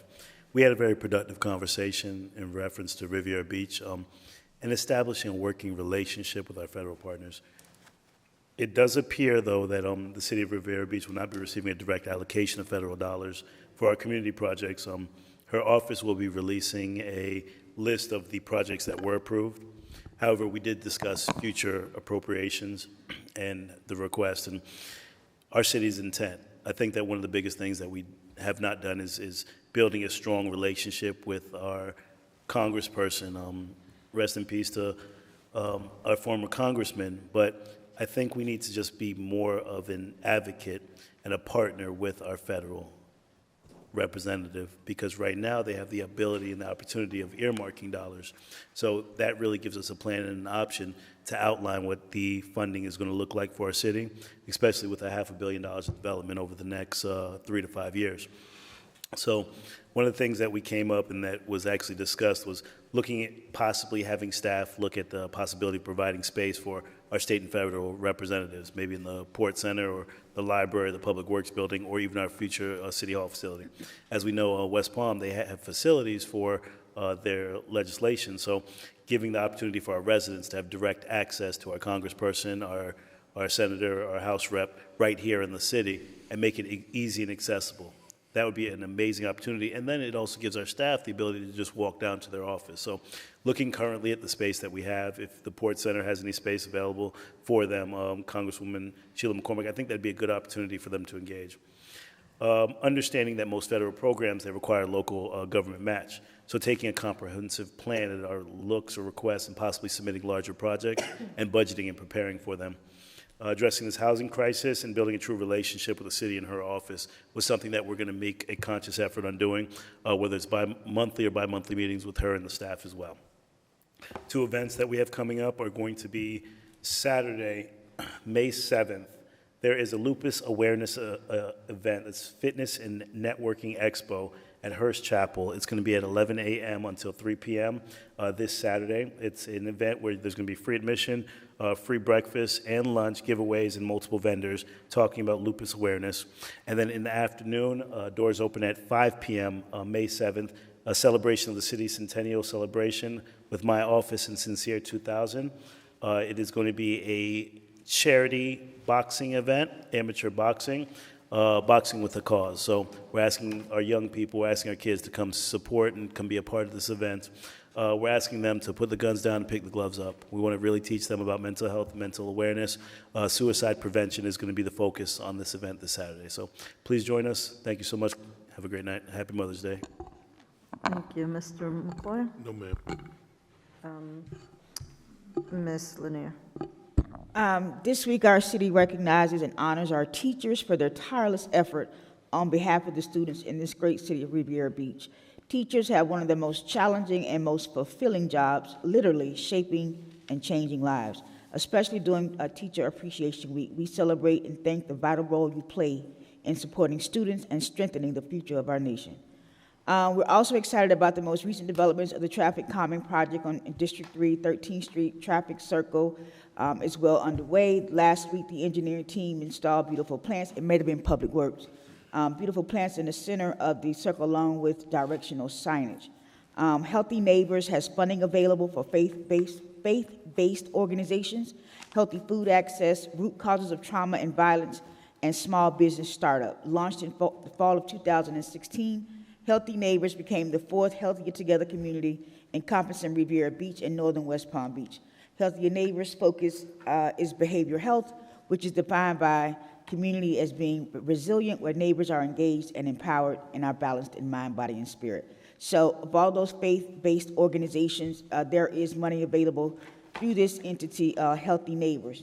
I also wanted to say that because that's done with the announcements, because the city attorney's contract is up in October, that we need to have some direction from the board in terms of evaluation criteria, evaluation methodology, how we're going to evaluate it, especially since that position is very technical and certified. So we definitely want to make sure that we have the right type of evaluation tools to ensure proper evaluation. So I'm hoping, Mr. Evans, that you can move forward with that to make sure that this board is given ample opportunity before the contract ends to be able to have an effective measurement tool. Dr. Botel? Thank you. We celebrated Earth Day at the Singer Island Community Garden on Friday, the 22nd. We recognized some of the many volunteers who built the garden last summer, and also with great help from Ms. Jenkins and Minoka and the folks at the CRA. We're loving it over there. And we're going to have a weeding day this Saturday morning. I hope people come out and help us get the weeds out of the garden. I was honored to be nominated for the Executive Women of the Palm Beaches Women in Leadership Awards and attended the luncheon at the Kravitz. I've been working with school board member Erica Whitfield, Valerie Grimsley, and elementary school principals to bring the Penn Literacy Network Making Friends with Books program to our schools. This program connects children in grades 1 to 4, senior adults from our community, and student ambassadors from high schools who are supported by the Penn Literacy Network. The University of Pennsylvania is willing to bring a free pilot of the program to Riviera Beach. I attended the Earth Day celebration at the Urban Farm on March 23rd. Miss Bram was coming in as I was leaving, so ships passing in the night. I attended the Crime Victims' Rights Panel meeting on March 26th here at the Marina Event Center. I also attended the Leadership Palm Beach County Grow Scholarship Committee meeting to assist with the selection of students to receive those scholarships. Councilwoman Miller Anderson and I spoke to students at Dwyer High School on Ethical Governance Day. That was a great opportunity to share ideas with students. I attended the Securing Our Futures meeting and participated in a discussion about childcare. We talked about the fiscal benefits cliff that prevents some of our families from accepting certain benefits. I'm continuing to plan for World Oceans Day celebration, which will take place on June 8th with an art exhibit here, and which will be here for the whole month of June, and on June 17th with the Oceans of Note concert that will also take place here. We will request a proclamation from the Office of the Mayor to be presented at the June 1st City Council meeting, naming Riviera Beach as a participant in World Oceans Day, which is a United Nations effort. We held our quarterly Singer Island Town Hall meeting on Thursday, March 28th. I want to thank all staff who came to participate. It was an excellent meeting, and I hope to have it as soon as Walter gets it ready for prime time and we can put it on Facebook and Nextdoor. I also attended the Vegan Fest. Miss Bram and I are following each other around the city. It was wonderful. Let's see. Oh, the Black Chamber of Commerce is having a 5K race on Saturday morning, so I'm going to have to juggle my time between weeding and racing. I want to say Happy Mother's Day to everyone, and also thank you to our teachers. This is Teacher Appreciation Week, and as an educator, this is a passion for me, and I really honor and respect those of us who dedicate their lives to that work. Thank you. The Mayor? Yes, thank you, Madam Chair. Just want to announce tomorrow's National Day of Prayer. Dr. Drayton with clergy will be at the City Hall from 10, I believe, to 11 o'clock tomorrow. So if you want to come out and join in, prayer will be in the courtyard from 10 to 11. Also on May 13th, we'll be hosting a small business networking event. It'll be free to all local businesses to provide small businesses with info on funding and mentorship, as well as celebrating National Small Business Month here at the Marina Rooftop. That would be Friday, May 13th from 6 p.m. to 10 p.m. I don't have any comments, but we do have the utility district meeting, so we'll go right into that. Mr. Evans, did you want to say something? Yes, Madam Chair, I forgot to mention that. I didn't write it down in my notes, but it is Municipal Clerks Week as well. So, Madam Clerk, happy Municipal Clerks Week. And Madam Clerk in the back, happy Municipal Clerks Week as well. So, thank you. Yeah, then happy Mother's Day to all of you. And of course, teacher appreciation should be every day of the year, but that's a whole other story. Thank you. We'll adjourn this meeting. We have a motion? So moved. Second. And then we'll move right into the next one. Where are you going, Dr. Botel? Okay, we're going on.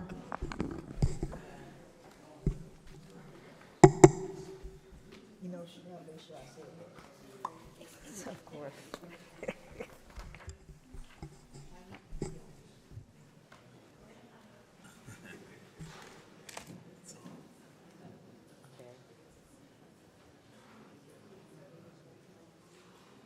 I'm sorry, were we waiting? I'm just waiting for her to sit down. Oh, Is that okay? pardon? Is that okay? I didn't hear what we were doing. I'm just waiting for her to have a seat. Okay.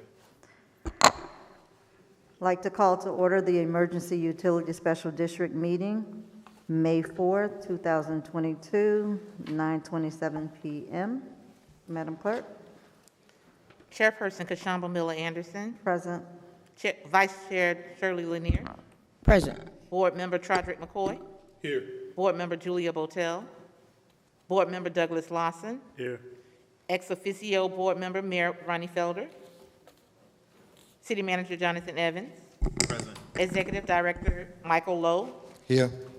District Clerk Claudine Anthony is present. District Attorney Don Nguyen. Here. Assistant, is she still here? Assistant District Finance Director Nydia Reynolds. And Dr. Botel is on the dais. That's it? You done? Okay. Thank you, Madam Chair. All right.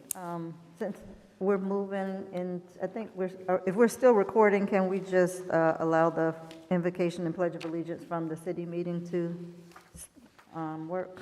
All right. Madam Chair? Yes. I'd like to make a motion to add item number 8 to the consent agenda. Second. The adoption of the agenda. Okay. We have a vote to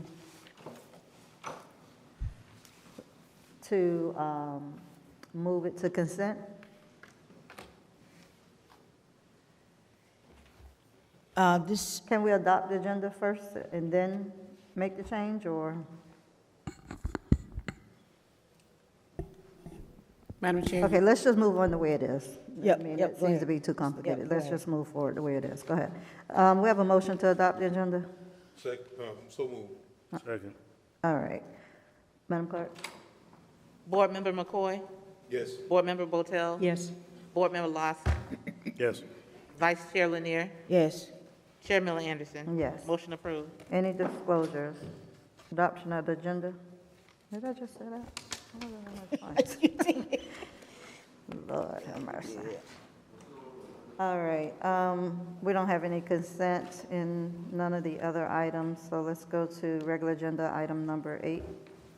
Resolution number 8-22 UD, a resolution of the Utility Special District Board of Directors of the City of Riviera Beach, Palm Beach County, Florida, authorizing the board to undertake all measures necessary to implement the establishment of a security plan, setting forth rules of engagement to be followed during meetings of the governing body, as recommended by the interim police chief, concerning the safety of residents and visitors, as well as the elected body and utility special district staff, so as to protect their welfare during public meetings and provide an effective date. Madam Chair, members of the board, we do have public comment on this item. The acceptance of public comment on this item is now closed. Motion to accept resolution number 8-22 UD. Second. All right, I explained earlier, does anyone need for me to re-explain what this item is about? All right, we'll go to public comment. Mary Bram.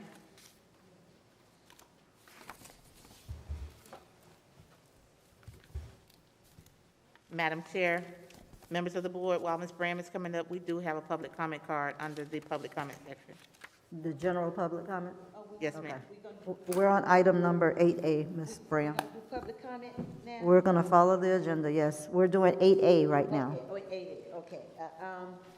The same protocol that we're using on the city side should be for the CRA, or any other entity that you as a board serve. And as far as our police chief, Josh Lewis, let me tell you a little bit about this man. He's been in this city here. He knows every crook and turn. He has implemented programs. He has been nationally, C-SPAN, Navigate, talking to the big boys. I call them the big boys because that's who they are. Helping them to implement safety networks, put protocols in place. And within our own police department, he has written programs and stuff. See, you all don't hear all of this stuff here, but Ms. Bram knows it because I am in that engager. So go look him up on C-SPAN. You will see. And not only that, other things that Chief Josh Lewis has said that you all are not even aware. But if you read and if you research, you would be on target, just like Ms. Graham is with these various individuals. You do have an interim chief here, and I'm hoping that he will become the chief. Because why not? He knows this city. They locked these cities down. They locked our streets down. They came to our rescue. Chief Josh Lewis and the rest of them that proceeded along with him. Didn't have all of this chaos, because you know what? They was not afraid to come out into our communities, and no one hid behind some tree or underneath some tree. They patrolled the streets, and they made us safe, and not only that, they came and they was concerned about us. They just didn't forget about what we were going through. That's what your city needs. Everybody's not bad. Apples and oranges and eggs, they all will have one or two. But do we throw the baby out with the bath? No. So this is who we have here. And these protocols that need to be put in place here by interim police chief, we should accept those. On every side of the spectrum that we have to engage in our government. So that's what I would like to say. And I want you to look at Mr. Josh Lewis, because we all know about him. Not just Riviera Beach, but national. Thank you. Thank you. That concludes public comment. All right. Any questions, comments? Madam Clerk? Board Member Lawson? Yes. Board Member McCoy? Yes. Board Member Botel? Yes. Vice Chair Lanier? Yes. Chair Miller Anderson? Yes. Motion approved. Discussion, deliberation, discussion by city manager, None, Madam Chair. discussion by district attorney, No, thank you, Madam Chair. utility district director, No, Madam Chairman. council committee reports, statements by the mayor and board. Anybody? Motion to adjourn, and then we'll give about 5 minutes so they can switch over. Madam Chair, don't forget, Oh, regular, well, non-agenda even see item that public on here. comment. Sorry? regular public comment? Yes, Yeah, I don't. it's listed right above item number 7.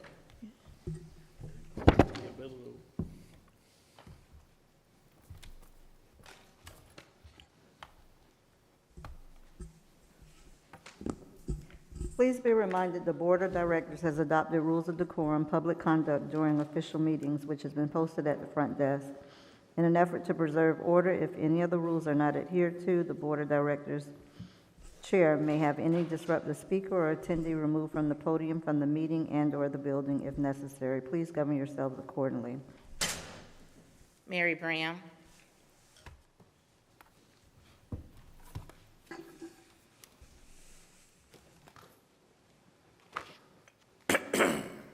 Mayor Bram, Riviera Beach. Once again, I would like to thank Ms. Anita Jenkins on the CRA side for such a wonderful, wonderful events and stuff that was planned for we as a community.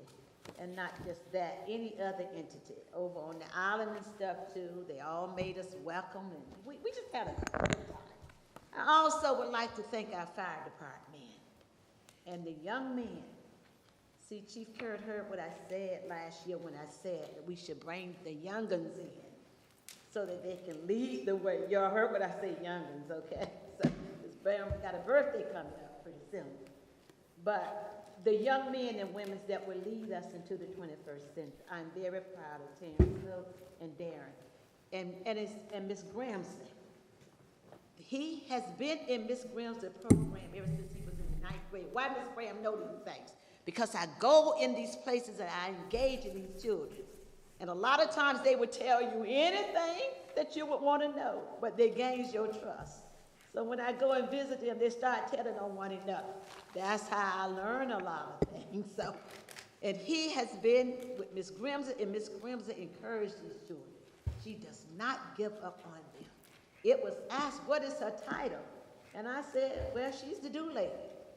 So I'm sorry, but seems as if that's what she does. Her spectrum is wide. We are so glad to have her, not just inside of Riviera Beach, but outside too, because they talk about her and the children, and then what she does. She's a kind of shy, but she's very structured. And I would like to thank the police department for engaging with the young mother with the baby and stuff. That's what I'm talking about. How we engage is here. And the library, Miss McBride, the deputy city manager, they are making an impact. The cafe over there, some of the staff and what they're doing, the reading programs for the children, the art and stuff for the children. So we have a lot to be proud of and to bank on in the city. So I just wanted to say that. And as well as the attorney, I don't get a chance to say these things here. So I might as well just give you all kudos so that we can continuously to work together in the utility district. I'm so proud of you, I don't know what in the world to do. So thank you for getting us on track here. And Miss Deidre Jacob and everybody. And Miss Debbie back there, everybody. Miss Graham just happy because we're finally moving here. And this makes Miss Graham happy because every resident that I've talked to, they said thank you. Thank you, Ms. Bram. All right, adjourn? Do you have a motion to adjourn? So moved. Second. All right.